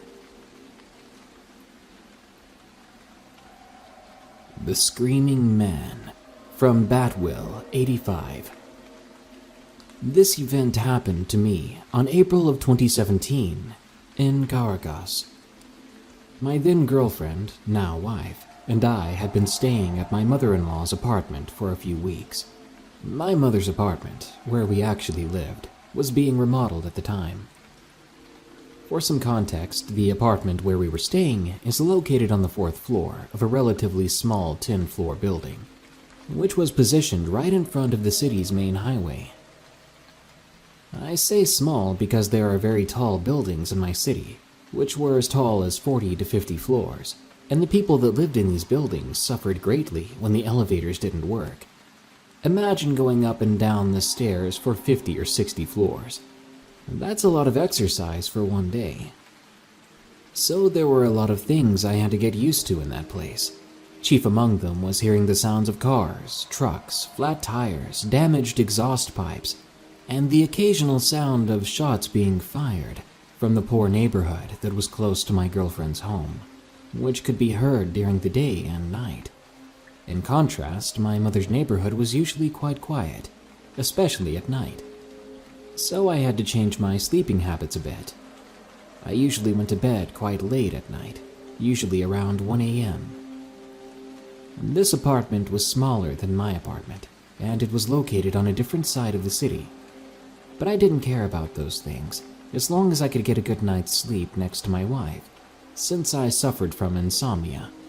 The first time I came to my wife's apartment, I noticed that there was a small hill with a huge tree, some medium to small-sized plants, bushes, and patches of grass, which were right next to the highway.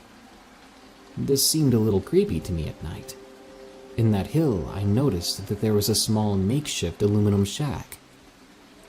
It was a little odd. I thought to myself, well, that's weird. Maybe some hobo or homeless person lives there. And if they do, they must be crazy to be living right there. On the first 2 nights I stayed there, even though I could hear the loud sounds of the highway, it took me a while to fall asleep. Fortunately, everything was okay, and I was able to get a good night's rest on those 2 days. But on the 3rd night, as much as I wanted it to be exactly the same, it was quite different than the first couple of nights. I remember it was late at night, probably midnight or later. I was almost sound asleep, listening to scary stories on my cell phone to fall asleep to, just like I always did, however crazy that might sound. Suddenly, I was startled by the ear-piercing screams of some man or woman hurling a long string of curses at someone. This woke me right away and scared the bejesus out of me at the same time. What was that? I shook my wife's shoulder and asked, "Honey, did you hear that?" She was mostly still asleep, so she responded, "Hear what? It was nothing, go to sleep." However, I soon heard the cursing again. I decided to go investigate. I got up from bed, rubbed my eyes, then put on my slippers. I walked slowly and quietly out of the bedroom toward the balcony. From there, I could clearly see the highway and the small hill next to it. The sound of cursing could still be heard, but more clearly now. It sounded like the cries of a deranged man. I thought to myself, maybe I was right. There is indeed a homeless person living in that metal hut. I was standing there in my sleeping clothes, being slippers and boxers. I was staring down at that hill. I could see the metal hut on the first day I slept in my wife's apartment. Weirdly enough, I was able to see a small campfire and a barefoot man coming out of the shack. He had long, disheveled hair and a long, bushy beard. He was shirtless and wearing torn pants that were almost destroyed. He came out of the small shack smoking a cigarette, or God only knows what else it might have been. He was standing on that hill in the dark, screaming his lungs out and cursing a lot for some reason, while he stared toward the highway. I thought that this man must have been crazy, out of his mind on some sort of substance, yelling at passing cars or people or dogs that were all the way on the other side of the highway. This made me feel unsettled. I asked myself, what is he even saying? And isn't he cold out there? Because of this racket, there were some neighborhood dogs barking in the man's direction. I thought it was really strange for someone to scream so much, especially this late at night. Unfortunately for me, my mother-in-law was a night owl, and usually slept in the living room.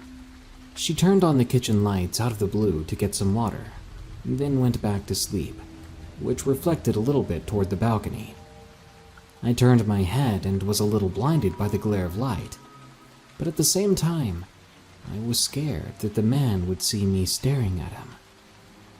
In that moment, I hid, crouched below the window, so the man could not see me. I was horrified when I saw that the man walked to the fire and angrily put the fire out with his bare feet. He swung his head around from the highway to look at the outer wall of the building, all the while cursing out loud still. Dude's having a bad trip, I thought.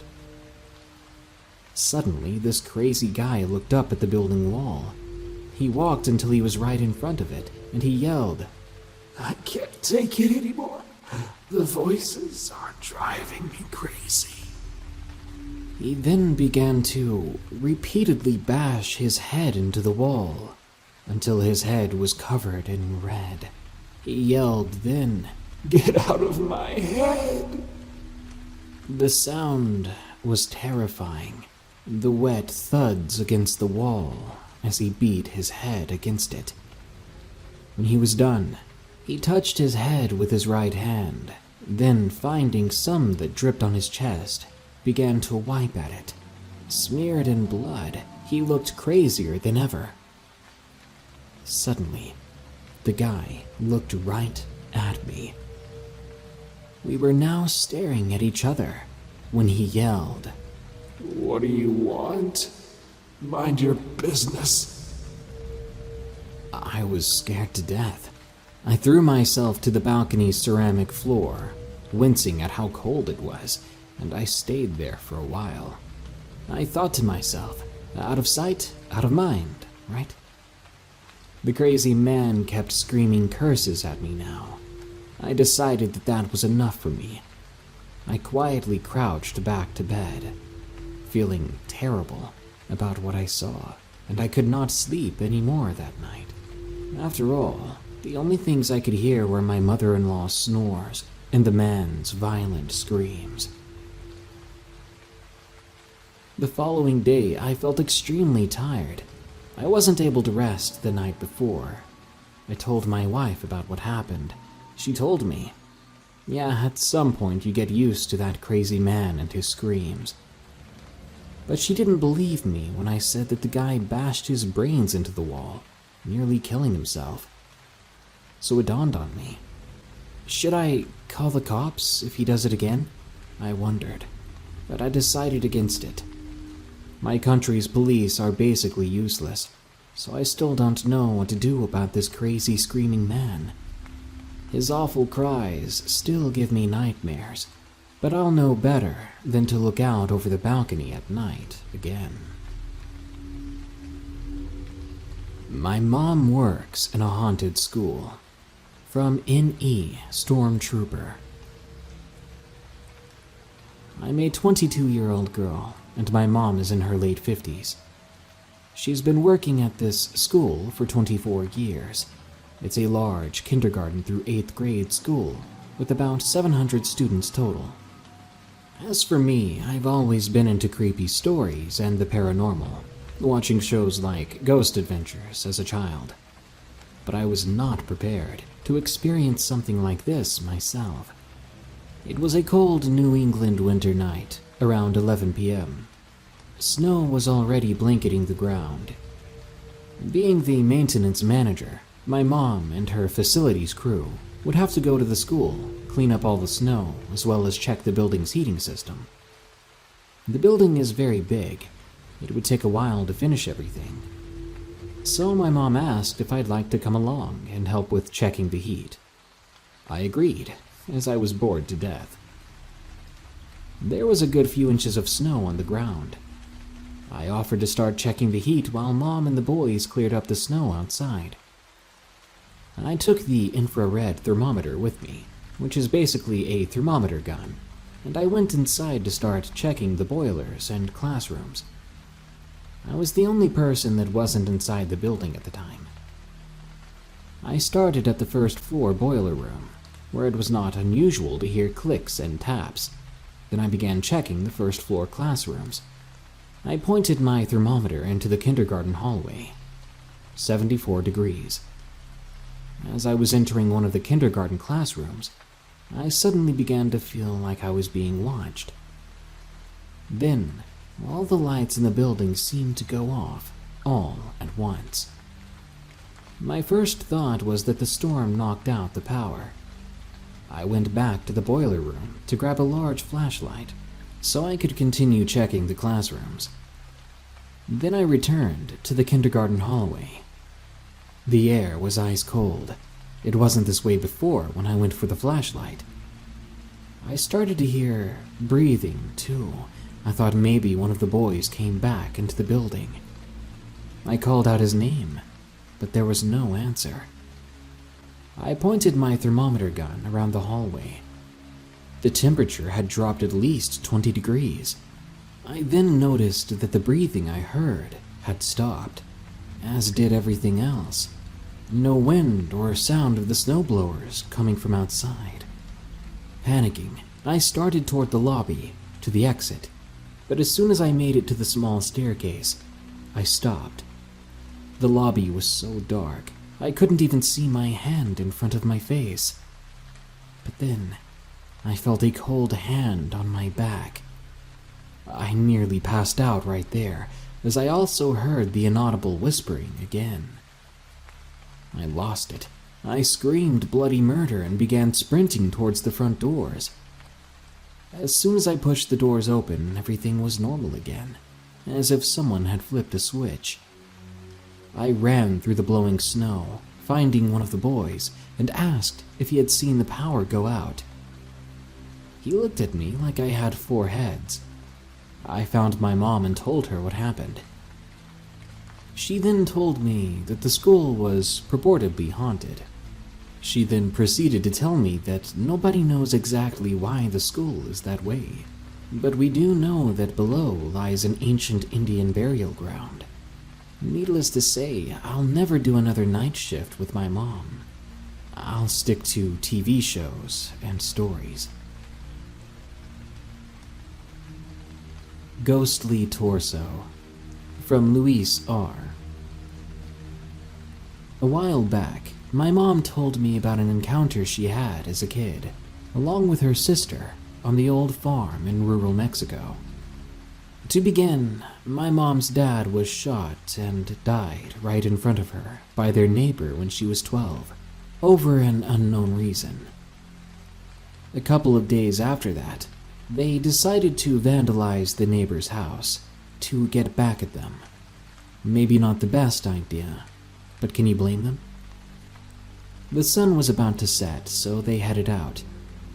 They didn't have electricity in the area at the time. It was that rural and secluded. Add on top of that, the legends they had been told since they were young, like La Llorona and the horse-faced lady, and it makes for a very creepy setting. Supposedly, even, my uncle actually saw the horse-faced lady himself. The whole area is full of hills and trails leading to other houses.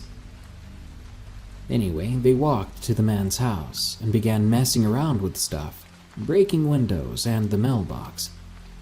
I don't remember too much of the details, but as the sun set, they noticed something walking down the trail. My mom called her sister over and showed her. The two of them then went to get a better look at the trail, and to their dismay, they noticed something disturbing. There was a man coming up the trail, but it wasn't a normal man. It was just a torso with no head, walking along the trail, getting closer. My mom, scared out of her mind, just stood there in fear before finally grabbing her sister and telling her to run. They ran back to the house as fast as they could. No one was home at the time, so they locked themselves in, crying together. She says the feeling of the room was heavy at the time. There was an eeriness to it, a feeling of dread, waiting in the dark with no light to see what happened. She began to cry out for her dad to help them, pleading for this thing not to get them. She then felt something in the room with her, but this feeling wasn't scary. It was comforting. When they had the courage to glance back out to the trail again, the torso man was gone, and they were safe. When I was 16, I visited the area. It was as creepy as I thought it would be. Nothing for miles save a little village down the mountain. My mother has never gone back to her childhood home. She says there are too many bad memories. She believes that it was karma for being stupid kids, and that thing came after them, and that she was lucky that perhaps the spirit of her father protected her that night. Then again, who knows what they saw? But I believe her. Work encounter. From Alice May, 18. This happened back in late November 2019. That's a day I'll probably never forget. I work in a small souvenir shop in Southern California. It's set up in two parts, the first being the front of the store that has the only door, and the second being the back room. The register for the shop is towards the back of the first room, and there is a counter where I stand and a small work area behind me that is separate from the rest of the store. It's like our own little corner where we work on different projects and keep an eye on security cameras in the back room, as well as any other blind spot in the store. The owner usually can't afford to keep more than one person working, but as it was the busiest time of the year for us, she had just hired the daughter of an old family friend named Izzy. She had only just turned 18 at the time. I got along with her very well, despite the age difference being nearly a decade. To this day, I was both grateful and terrified that I had Izzy working with me that day. I mean, I feared for her, but that fear made me think rationally, and it probably may have turned out very different if it weren't for her presence there that day. It was pouring rain that weekend. There weren't too many people in the shop that day, minus a few couples, tourists, and an occasional person wishing to get out of the unusual rainy day. It was early afternoon, but it seemed later due to the storm overhead. I was checking out a customer at the counter, while Izzy was in the work area behind me. We were casually talking, when all of a sudden we heard someone scream, "Call 911! The lady and I froze. Izzy looked toward the front door, startled. I asked Izzy to finish the sale for me as I went towards the front door to see what was going on. No one was in sight, and I only caught a glimpse of someone entering a store across the street through the heavy rain. I went back over and asked the woman if she would be okay going back to her car. She smiled, saying that her husband was in the back room and waiting for her to finish her shopping. Izzy and I bid the couple a good rest of their day before moving on with our project. The shop phone rang less than a minute later, and I answered. A woman, sounding almost panicked, was on the other line. The conversation went as followed. Hi, did a woman in a striped shirt and a baggy overall pants come into your shop? She came into my shop a few minutes ago. She seemed like she was on something. I sent her away, and it looked like she went towards your shop. If she gets violent, call the cops immediately. Do you understand? You know that feeling you get when you're being watched? I felt that then. I turned around to see the very same woman that the caller had warned me about. I told the caller that I had to go, so I hung up. This young woman was about my age, maybe in her late 20s, with dark hair, and was soaking wet, dripping on the floor. She stood about 5'8", which is about a couple inches shorter than me. She stared at me with large, dark, unblinking eyes that seemed to be bloodshot, and her breathing was shallow and quick. I'd been around people who were either mentally ill or had done drugs all my life. I could tell right away that this young woman was obviously drugged out, and perhaps even suffered from a type of paranoia or schizophrenia. My first reaction with people like that isn't usually to be aggressive, especially with schizophrenic or drug-crazed people. They can be unpredictable. I turned to Izzy as she got up, and I held out my arm, telling her to stay behind the counter in the work area, where it was safer. I went around the counter to block this woman from Izzy just in case. As I said, my first reaction was not to be aggressive, but I am very protective. I can stay calm in the face of potential danger. Can I help you, ma'am? I asked. The woman looked down for a moment and muttered something low and fast before looking back up to me. Can you call the cops? I don't want to sleep in the rain tonight. Okay, ma'am. I'll do that right now. Let me get the shop phone and I'll call them. Please stand there for a minute while I call, okay? She didn't look at me and only nodded. She looked away, her rigid stance not faltering at all. I'd seen similar body language with my brother before, just before he would break something or slam his fist into a wall. I turned to Izzy, who sat at the desk.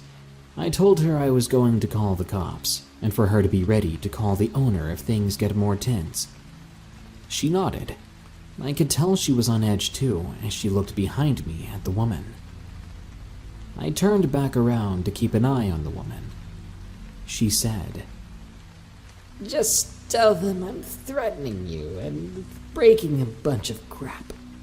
She said, and I nodded, looking up at her and meeting her wide, fiery eyes. Because I will if they don't come here. I remember feeling like I was going to be sick as I called 911. They answered on the third ring, asking for the location. I told them the address, and that there was a woman in the store threatening violence. That's all I got out before the operator said, I'm sorry, I'll call you back in a few minutes, ma'am. And then she hung up on me. The police operator hung up on me. I stood frozen for a few minutes in complete disbelief and unyielding anger. Did you call them? The woman demanded. I, in complete shock, unthinkingly said, They hung up on me. The woman's eyes somehow grew wider with rage, and she slammed her hand on one of the metal shelves. Do I need to break everything in this freaking store for them to come here? Both Izzy and I said no very sternly, and she jerked her head towards Izzy, who now stood behind the counter.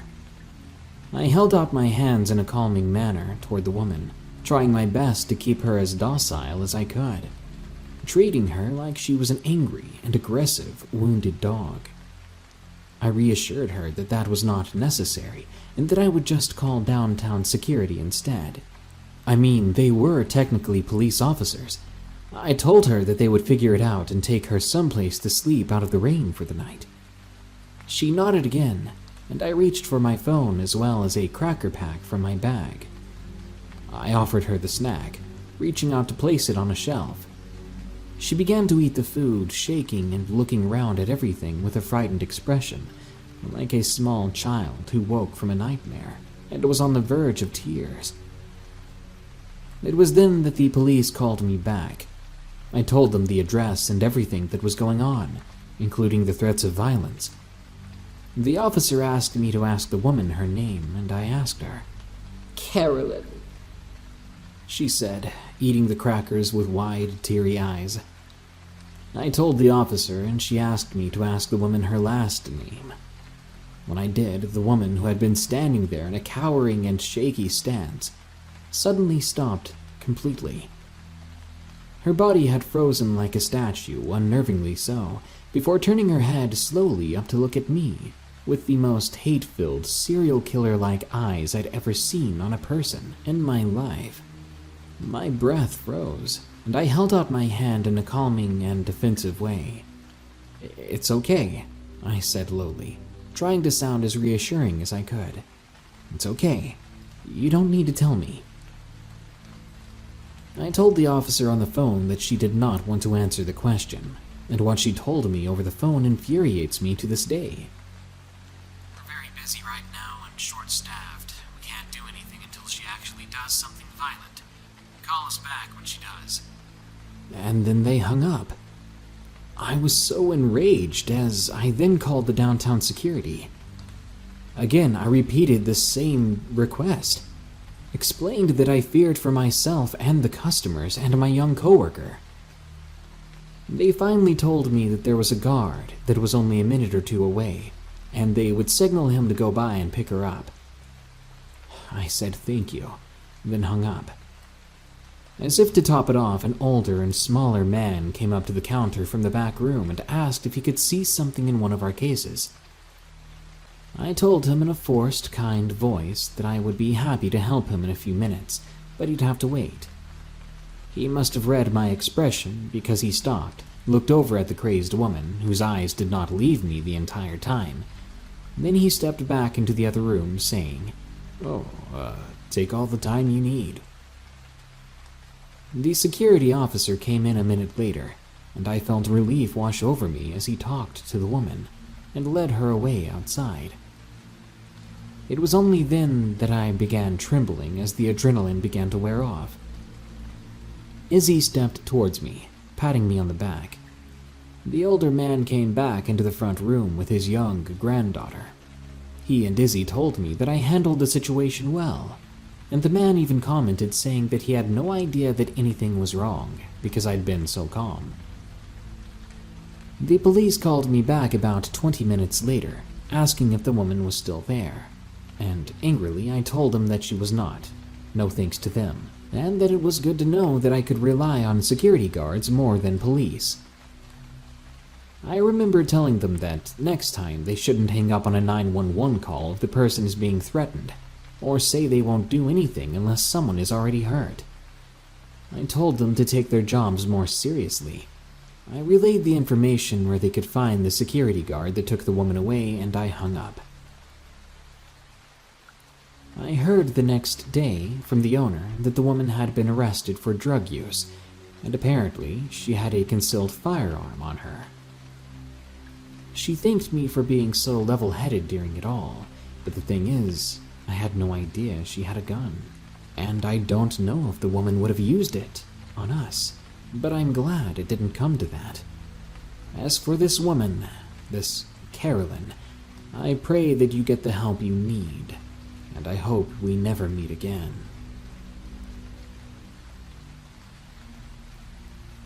Man with the Hat, from Keisha.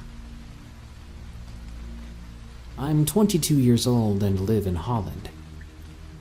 I always had a thing with the paranormal. Nothing really scared me ever since I was young, but when I hit puberty, I began to get really bad dreams. Night terror, sleep paralysis. I always saw shadowy figures around my bed, staring at me grabbing me from every side, all the while I couldn't move. And after it feels like forever, I would snap out of it. But that's not even the worst of it. After some time, things began to calm down. No more shadow people, some nightmares, but not that bad. A couple of years later, I saw the shadow people again, but not when I was sleeping. This time around, I would be wide awake, lying in bed with my now ex-boyfriend. We both lived in my mom's house. I saw someone in the corner of the room. I remember blinking, and it was then standing there beside me, crouched over. I nearly soiled myself, but was petrified. But none of that compares to the time when I saw the man with the hat. In my old house, my room was in the middle when you walked upstairs. Next to my room was my mom's walk-in closet. I saw him there, standing there every night for about 8 months. I was so scared of him. I felt as if he was pure evil. I still saw other shadowy figures from time to time, but he was the only one with the hat. Thankfully, eventually we moved out. No more shadow people or man in the hat. A new chapter in my life, but I had a rough time. A lot of stress from a new job and a new school. That led to depression, and I got addicted to some substances.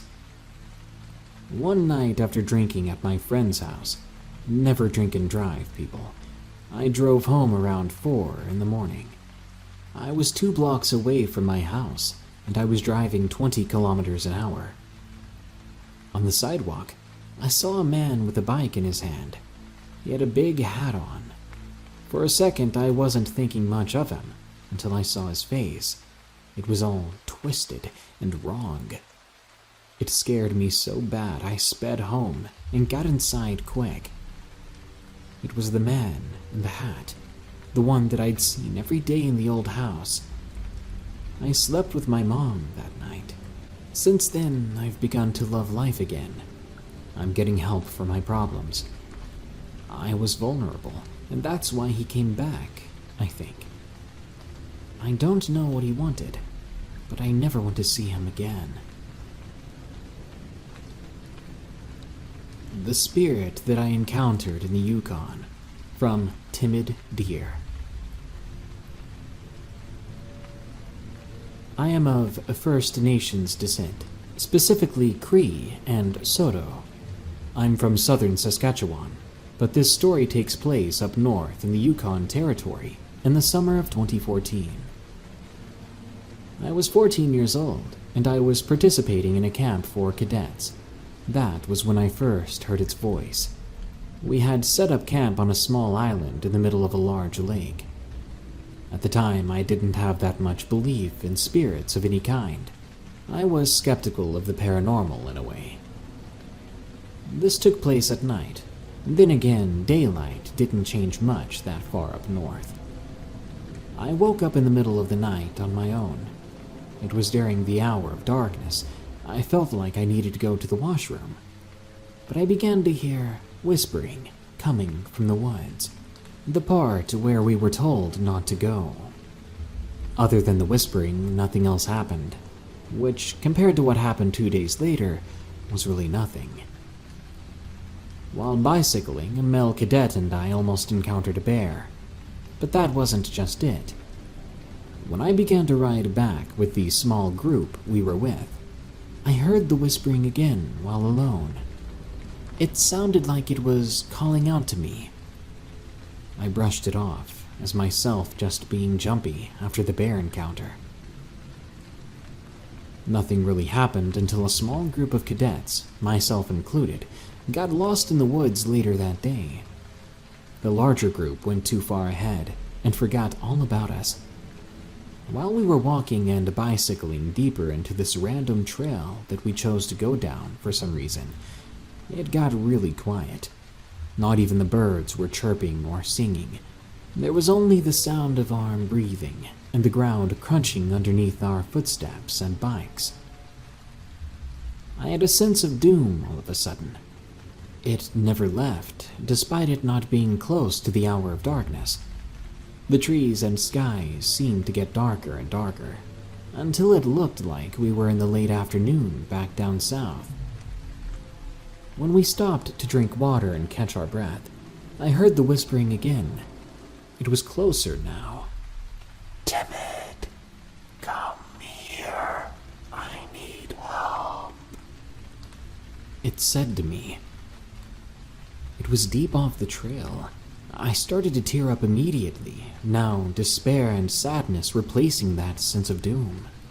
That's because it spoke in my Mo-Shom's voice. Quick note, Mo-Shom may be referring to the experiencer's grandparent. Back to the story. I knew it wasn't Mo-Shom because he died 4 years ago. I had a deep, dark feeling of what it was. I'd heard the stories of certain spirits, but given the time of year, I can't speak their name. But I feared that's what it was, one of these spirits. The voice called again, but everyone else was talking to each other, not paying attention to their surroundings. I looked into the direction of the voice, and I soon saw something in the bushes. I can best describe it as a tall and frail-looking person with long, knotted hair. Protruding from its head were either long sticks or antlers. Then there were those eyes. They glowed a deep golden glow. Despite its frail appearance, just looking at it, I knew that it could hurt me. It could kill me if it really wanted to. It spoke again. Come here, Timid. I need your help right now. I started to cry. I felt like it wanted to lure me away from the group and closer to it, using my Mo-Shom's voice as a weapon. I begged my fellow cadets to leave, that we needed to leave the area immediately. I didn't want to tell them what I saw, or even look at it. I didn't want the others to see it. They agreed and mounted their bikes. I was the last to get on mine, because I stayed behind for a moment, unwrapping an energy bar and throwing it towards the creature as some sort of desperate offering. I guess I felt I had to give it something to appease it in some way, a request for me to not follow us. Then I turned and rode away. Riding was difficult at first, due to the tears blurring my vision, but somehow we managed to get away. The group believed I was upset being separated from my sister. I never truly told anyone why I freaked out, not even my sister. They all would have thought that I was crazy, but luckily I never encountered it again. I felt like I was extremely lucky that I was with the group at the time. I probably should have at the very least went to an elder as soon as possible. If it was truly one of them, I'm not entirely sure. It could have easily been some sort of mentally unstable person, too. But I believe that this was one of the spirits that I mentioned before, and I was incredibly lucky that it was in a good mood. I'm not even sure if I angered it or not by giving it that energy bar. I learned that day that there are such things as cryptids. Perhaps that's what it could count as. All legends come from some sort of truth. I fear that it may have followed me from Saskatchewan to the Yukon. You never know what spirits will do or how they work. If I had any advice to give, it would be to stay in your group, stay close to them, stay together, and keep an eye out for one another. Listen to your superiors and be aware of your surroundings, and if the world around you goes quiet, pay extra attention. If you believe you've encountered one of these beings, do your best not to anger or provoke it, especially if they look as though they may be weak or frail or even harmless, because that's just the opposite. Regardless of size, there's a reason these things are feared. Well, that brings us to the end of this Darkness Prevails episode, but I hope you enjoyed it. More scary stories are coming soon, so stay tuned. If you want to support the show, like and share this episode somewhere. and send us your scary experiences at darkstories.org. If you want to leave a suggestion for a future episode, leave it below in the comments, and be sure to check out those links in the description. Until next time, here are the credits to my patrons who have donated or continue to donate. Remember, stay safe out there and stay creepy, because this world is a strange one.